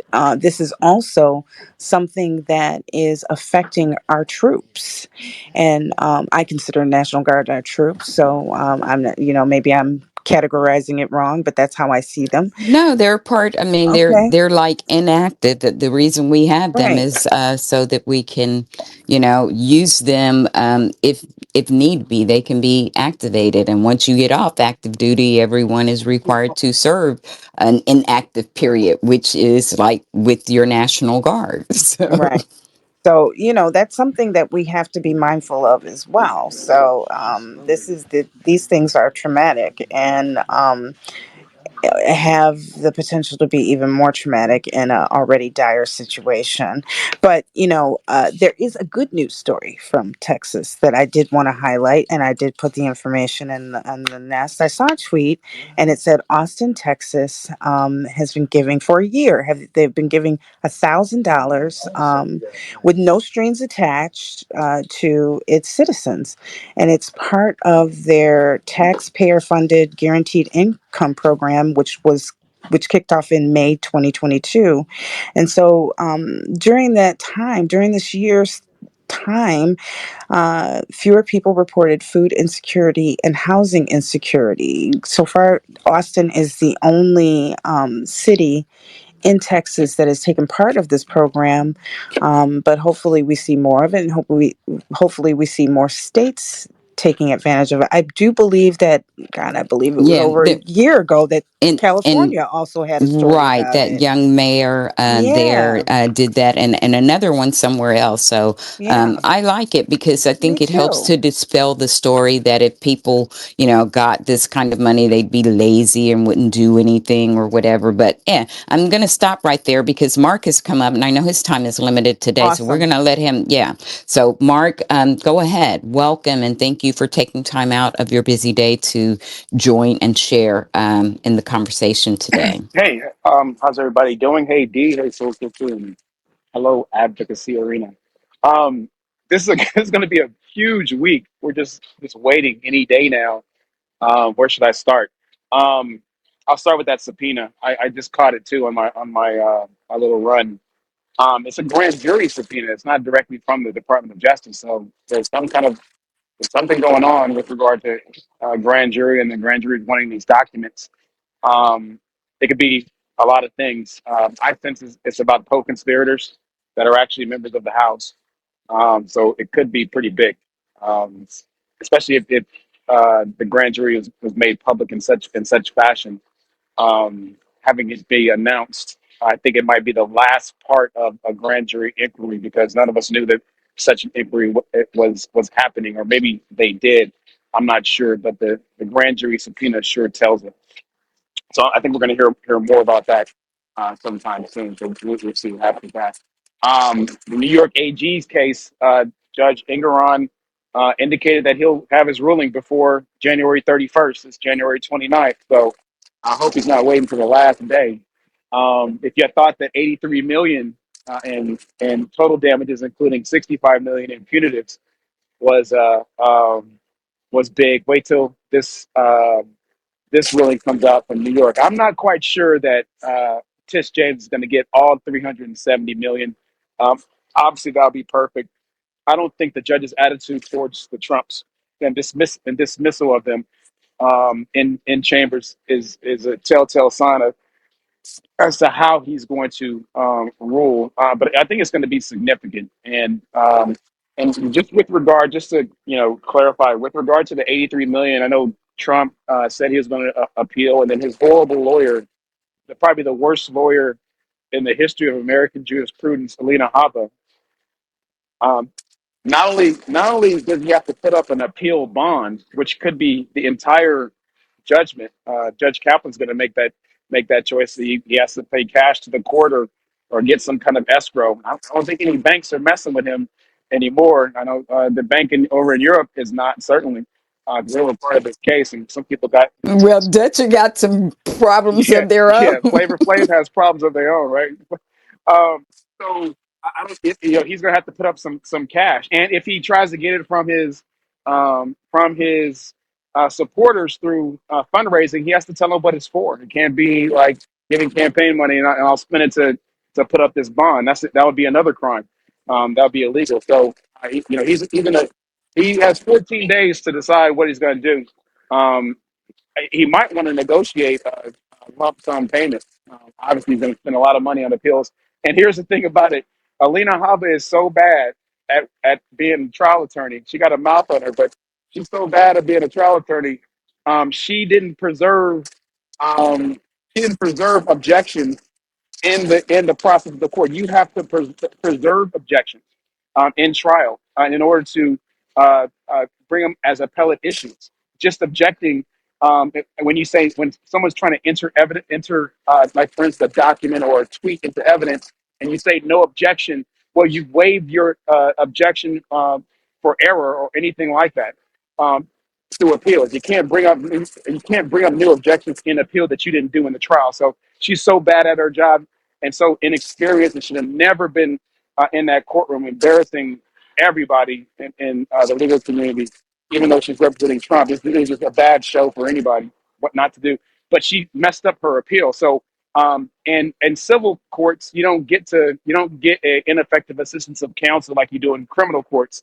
The only remedy Trump might have is to not pay her and then also sue her for legal malpractice because she committed some very bad errors. And not only that, she's going to be in trouble with the bar if Judge Kaplan decides to refer her to um, the, any one of the bar associations, either in New Jersey, New York, or Southern District of New York. So she's going to be in some trouble because that the outright defiance of the judge and not knowing how to talk to the judge was in part inexperience, but it was also hubris and disrespectful. She showed the court disrespect, and I'm convinced that the jury saw that and probably would have come back with less of a punitive damages had she been able to not only control her client but control herself. So that's just the irony of that case.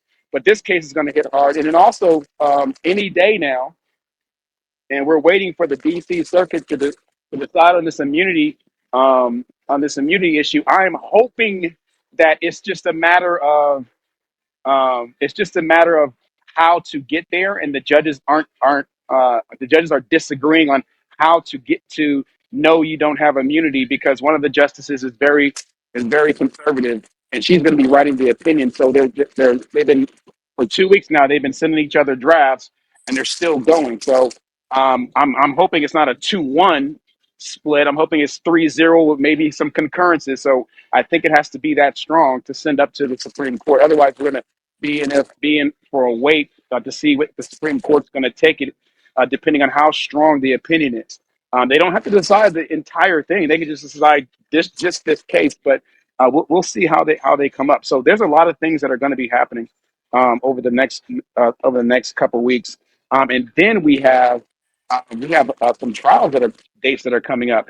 If Judge Chutkin cannot get this case going in March, which she's not because she just set another case for trial in April. So she already just basically threw out the March date.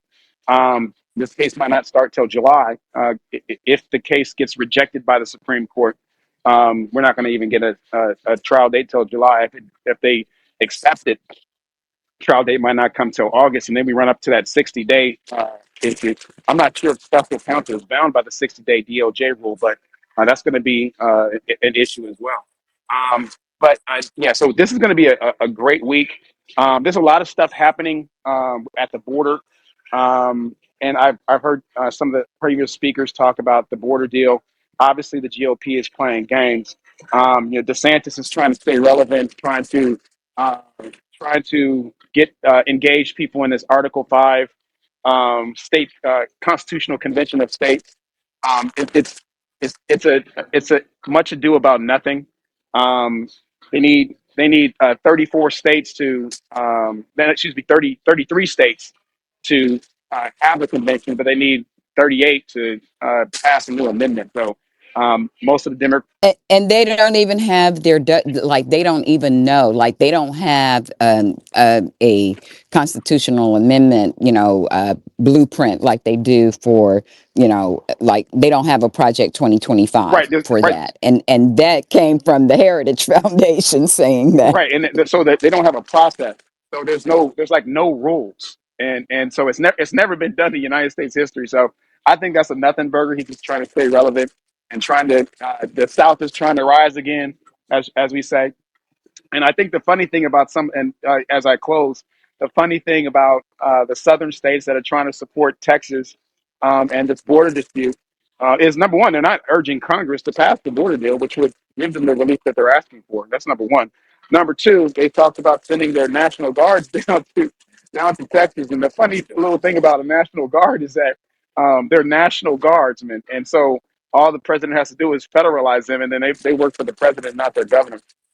And then, And they take the same oath that every military person takes.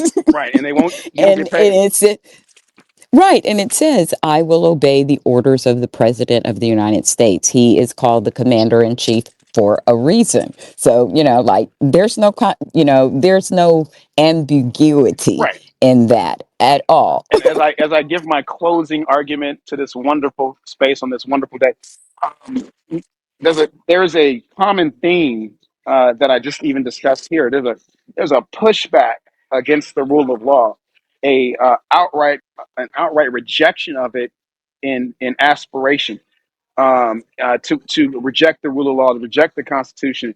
I mean, this used to be the staple of conservatism, the rule of law, and what the Constitution says, and textualism and originalism. And I find myself now. I mean, I'm like, what happened to me? Because now I'm a textualist and an originalist.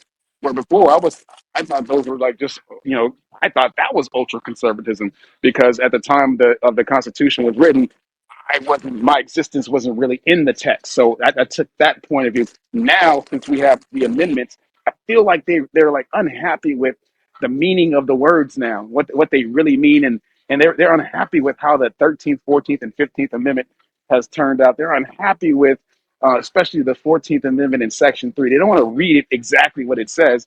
They want to basically give words new meaning, like on the border, an invasion. They want an invasion to mean civil migration, which it does not. That section in Article 1, Section 10 talks about invasion from a foreign power, not people trying to get across, trying to migrate for asylum or otherwise. That's not an invasion. They tried that for about a week and it failed because nobody was like digging that.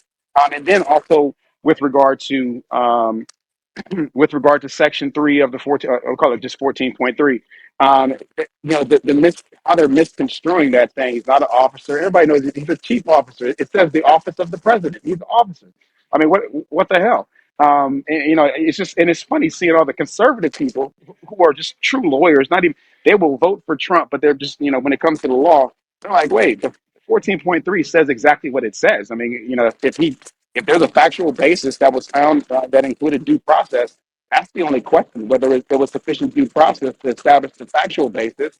And the 14.3 stands for itself and it's self executing at that point. So we'll see what happens with this Colorado case. The argument, I think, is on February 8th, the oral argument. And that's going to be very nice. I know the Republican um, um, the Republican plaintiffs who asked for this declaratory relief, they just filed their brief on Friday, and it's a hell of a brief, and it just knocks Trump's brief out of the water, which he didn't really.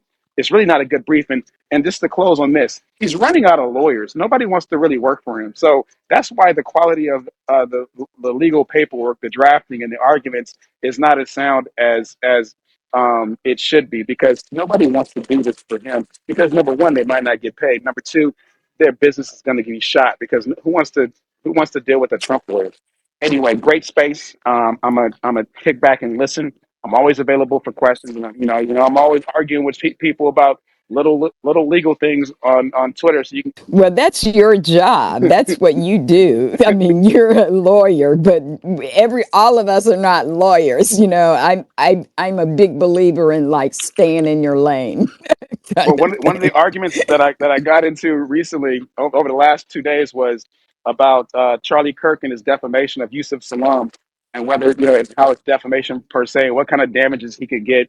And since Yusuf Salam is a public official, we're in New York Times, the case of New York Times versus Sullivan, which I think is a 1984 case, where a public figure or a public official has to do more than prove what a regular person can do with defamation.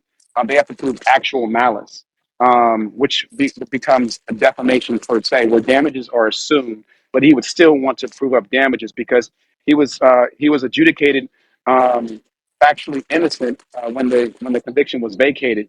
And so all the in a defamation case, all the judge would have to do is take judicial notice of that factual determination by court order that he was innocent, and then Charlie Kirk is up shit's creek. So we'll see what happens with I heard he took it down after a day.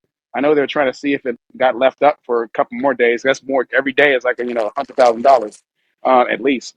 But the malice part gives the punitive. So we just saw that last week in the Carroll case. One of the things they had to decide was their damage to reputation and how to compensate that. But then they also made a finding, the jury did, that Oh, check your mic, Mark. We just lost you. The Matrix got him. Hello, Mark. Dang it. Ah, We were getting great information. I As know. always from Mark. Of course. Expect nothing less. Maybe he'll pop back, but I'm glad that I had a chance to get Geechee before we closed, because I know he was also very busy and he wanted to share. Yay. So, Mark, if you can hear me, if you get your mic back, we'll let you finish up with your thought there. But I'm going to, and for the sake of time, I'm going to move to Geechee, and then we're going to start to wrap up. And again, I just want to thank all of you today who have come and participated in the conversation, and those who have actively spoken. Certainly grateful for your contributions and your voice in the space, but just as grateful for those of you in the gallery listening, because that too is very, very important. And I know that you take the information that you hear here, and you carry it on. So the ripple effect works, and I appreciate you all for that. So Geechee, how are you today, sir? Very busy, huh? Yeah, of course, I get up late. Now I'm on my way to work. I'm just stopped in to get some spring rolls and some Thai tea. So, Oh, you're making me hungry. so I'm doing that before I go back into work. I have 4:30 meeting, so I've been kind of scatterbrained this morning. Um, Again, it's always awesome space. I always learn so much from everything. I am grateful for all those that spoke today because from them I learned a lot. But I really don't have much to say today. But I want to once again thank you and Soul Sister and all those that showed up for Joseph's space. There has to be more than just a few of us that are doing spaces. It was And great. I'm so grateful that y'all showed up, and also to all those others that showed up that also host space that came to support him. I think the best thing we can do is showing that we support each other, and I'm so grateful that so many people showed up to support him. So that's basically all I have today. I'm going to South Carolina tomorrow. I'll also be in South Carolina, I believe, this weekend. Yeah, I'll be in South Carolina also. I'm coming back on the first and then going back on the second, and then I'll be driving people to the polls again in Jasper County and Colleton County, and having a good time speaking to the elders about what they think about, what they love, what they're worried about, what are their concerns. I love doing it, so I look forward to it. I feel blessed that I'm able to do that, and also to be able to speak to our elders who have so much wisdom. So that's all I have today. Again, thank y'all for hosting these spaces. Y'all do a wonderful job, and I enjoy them every single Monday. Oh, well, thank you. And I'm glad that you just came in to give us just that bit of encouragement. And I want to encourage you and Joseph to continue doing the great work that you're doing.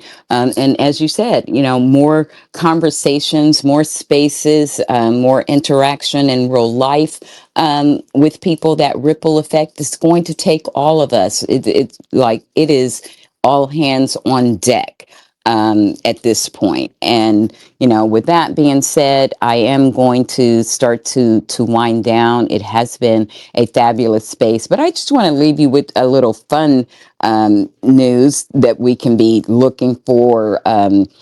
The details to come out about it, but it seems like perhaps Bobart. I know that she had a straw poll. They had a straw poll out there, and she came in fifth. So, yay! Oh, And yes. Glorious news. yes, but secondly, it seems that she's about to go through some things because they have filed a lawsuit against her, and they is the American Muckrakers, and they are a pact out of North Carolina. And they were very involved in kind of gathering information that maybe it wasn't, like directly the cause, but it certainly helped, kind of get some attention paid, and not in a good way, to Cawthorn, and probably caused him to lose his election, his re-election. And so now they are on to Bobart, and they are, they know that they were friends, they were buddies, and they were talking about the in the documents. Let me see, I will put it up in the nest. It's from politics video channel, and the guy that it's talking is David Wheeler, and they have some of the court documents and things around it too. But I think that they're suing her because she falsely she vowed on some claims to maybe when she was getting into Congress, some other things that she has denied. Of course, she's been arrested, that she was a some type of exotic dancer, she was an escort, and some other things. So I think maybe, I don't know if this is a defamation kind of suit or not, but they're going after her. So please look at that. I just kind of stumbled up on that late in the wee hours of the morning, but I kind of think like it's just maybe that time of year, because it's been kind of a hectic day and weekend for my co-host and I. And as Mark said, it is going to be a very busy week. So just stay woke, everyone, and continue to share, support one another, as Geechee said, with information. And you have spaces. And for those of you who may not have been here earlier, I know I get a lot of invites, and I appreciate them. I don't want you to stop sending them, but please don't take it personal or your feelings hurt if I'm not able to attend, because I am. I have a lot of in real life things going on. And I also like to protect my own peace. I'm getting very, just very selective in the spaces and things that I go into, and the conversations that I have with people, especially online, because we are in such a, like a very dangerous and very toxic place in this country. And for me to be able to keep my peace, my head on straight, and to provide the information that I try to provide to you here, I need to tune that out. I told you, part of one of my coping mechanisms is compartmentalizing. And so sometimes that means shutting voices and things out. So I just wanted to let you guys know I support you. Keep doing the great work you do, but don't feel bad if I don't come to your space, because, if I took every invite, I would be doing nothing but be in spaces. And then I wouldn't be able to prepare resources and find information to share with you here, nor would I be able to have quality time with my granddaughter and help her in the ways that I need to here in real life. So, just again, know that I am there with you in spirit. And I just would encourage you all to, if you are having spaces, to take advantage of making sure, as Joseph did and many others, to try to have specific focus and topic for your space, and stick to that, because it will help guide your conversation and help you have productive conversation. Unless, of course, you're just having fun spaces, which Like, I don't, I want to encourage you to do that too, because Near does that. And I try to go in there and join him because it's a way to decompress. Like these, the political things are getting tough and they get heavy. So sometimes it's good to laugh. Like every space doesn't have to be about politics. We can do other things because I feel like that's part of us, our self care as well. So I want to encourage all of you to continue your self care in that way. And, like I said, don't feel compelled to have a political space. But if you do have one, make sure that you are prepared so that you are able to detect misinformation or disinformation that is occurring and don't allow that. Like, I'm not a proponent of arguing back and forth with MAGA. That is blue MAGA or red MAGA. We are in an extreme crisis. We are in an urgent state here. Um, I mean, if you want to waste your time, you have all of that energy to do that, then have at it. But it is very draining to me because it doesn't, I don't feel like it changes anything or advances us. And right now, we need to do all that we can to create this fire hose of truth because we're a little behind. And so put some energy into that. I know it may be a little boring. It may not get you the kind of engagement that sensational stuff does. But at this point, it's not about the number of people so much as it is the quality. And it too can grow exponentially too. And maybe we can change some of the algorithm and the behavior by changing our behavior or the way that we engage in these people. And also keep in mind that they're going to be coming out of the woodwork. Elon is unleashing them. Charlie and Mike Flynn have been training for this because they want a culture war, because guess what that does? It takes our focus away from the real issues that are going on. It takes our focus away from promoting the good things that this administration is doing. And I say that, like all that we can, we need to support the administration, amplify their messages, look for and find and vet good candidates to help make sure wherever you can, wherever you are, that you know who is running, that you encourage people to run, and that you help us to ensure that no Republican anywhere runs unopposed. Okay. So with that, I am going to give my fabulous co-host an opportunity to give us some closing words, and then I'll close us out with, the encouraging words that help me go on with my week and to feel focused and motivated and energized. Thank you so much, Dee, and thank you so much, everyone, for this space. I do think that it was an incredible one, and I'm glad we were all here together to have breaking news. And we will impatiently wait to hear more about it. Just to remind everyone, that spring fundraiser with Clinton, Obama, and Biden, that's going to take place around March or April. So keep your eyes out for that.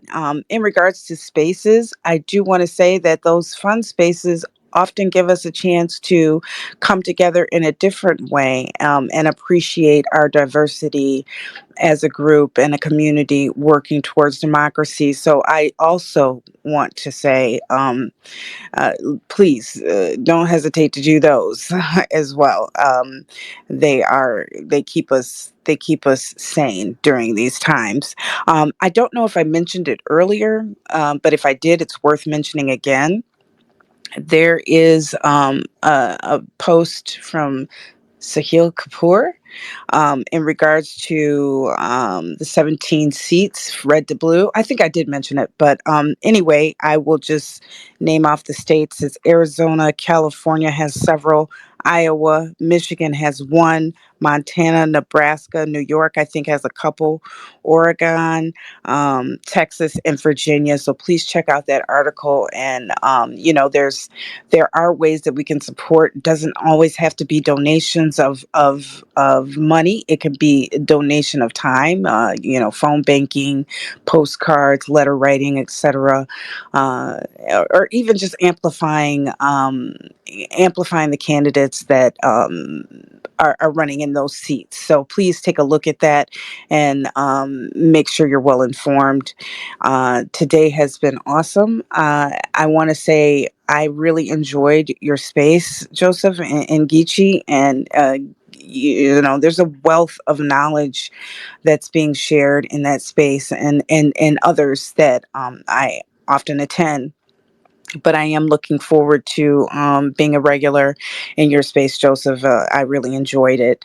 Um, it is nice sometimes to be an ear hustler versus a host, because I can take in a lot more and participate in a different way, and sometimes that's nice as well.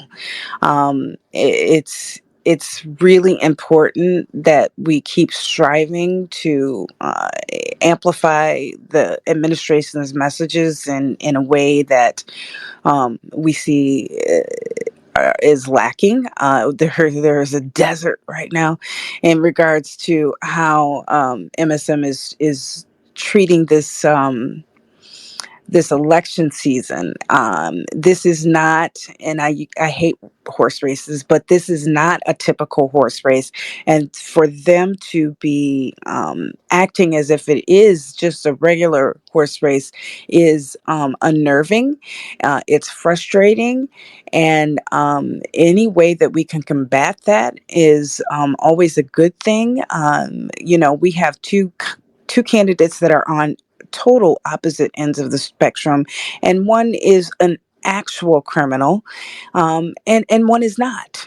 Joe Biden has done an amazing job for this country, and I don't understand how that message isn't just reaching out to each and everyone, unless those people are just being contrarians, and there are many that are. And what you're going to find as you go into these very different spaces that I call energy sucking, um, sometimes the contrarians are just being contrarian, because you nail down and you hammer on them, and they will say that they are voting for the Biden Harris. But in the meantime, the slander that they're repeating, the complete outrageous garbage that is being spewed, does significant damage. And those are spaces that I do not want to be a part of. And I am going to choose wisely. And I don't mind saying that. And if I'm in a space and it starts going downhill, I don't mind leaving. I do not care. It is not my job or obligation to sit and inject myself with poison, basically. No, I'd rather stay healthy and energetic for what's to come. It's very busy, and not just politically, but also in our home lives. I do have a teenage son, and I love him to death. But being an only child, I am his go-to person, and it makes a difference. And while I enjoy our conversations, and I love that he's politically engaged, and he is, and his friend group is, that's another place where I'm spending time educating future voters of America. So I don't mind that job. I take it on with pleasure and with pride, and I don't think that that's a bad thing. And so that's where I'm going to expend my energy, where I think that it's actually going to make a difference. But I just want to thank each and every person that came in today, whether you just listened, whether you contributed, whether you asked questions or whatever have you. Just happy to have you here. And I am grateful for the engagement of conversation and dialogue and information that is exchanged in this group and in this space. And there's nothing like it. That is one thing that I will say. There is nothing like a D space. It is just run differently. It gives off a different vibe, and the information is very centered around a common goal of fighting for democracy. So that's where I'll be. Yes, I will follow her. So thank you so much. I'm gonna hand this mic back over to Miss D, and I hope you guys all have a great evening. And we look forward to seeing you in our second month of the year. It's already here. So we'll stay posted on the news, and take care, everyone. Yes, because we start Black History Month on Thursday. And so we will definitely be sharing lots of information then. So I hope that you will join us for all of that, because our Black History Month coverage is always excellent. And like I said, I don't want to belabor the point, but very good advice, Soul Sister. And I'm just reminded of advice that a good friend of mine, who is also a psychologist told me, is that, like, don't let people use your ears for a garbage can. Okay, so just keep that in mind. And with that, the words of the late great Representative John Lewis: do not get lost in a sea of despair. Be hopeful, be optimistic. Our struggle is not the struggle of a day, a week, a month, or a year. It is the struggle of a lifetime. So never ever be afraid to make some noise and get in good trouble, necessary trouble.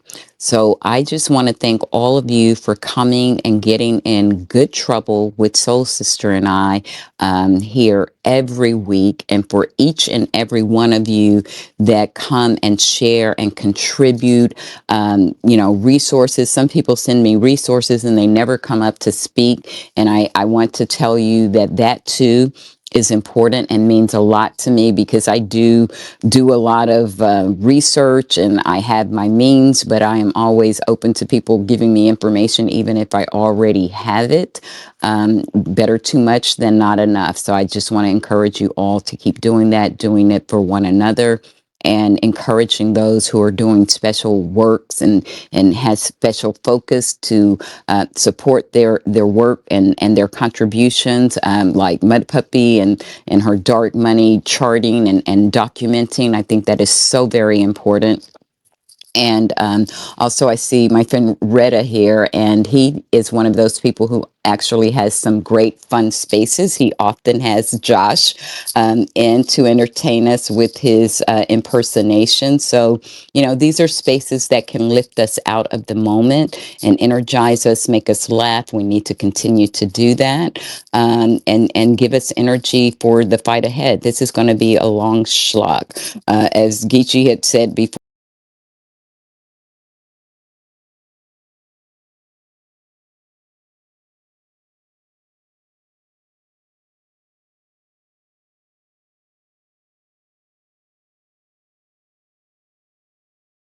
or in his space, that he and Joseph had, that, like, we are going to be entering one of the longest general elections in our recent history, and if maybe ever.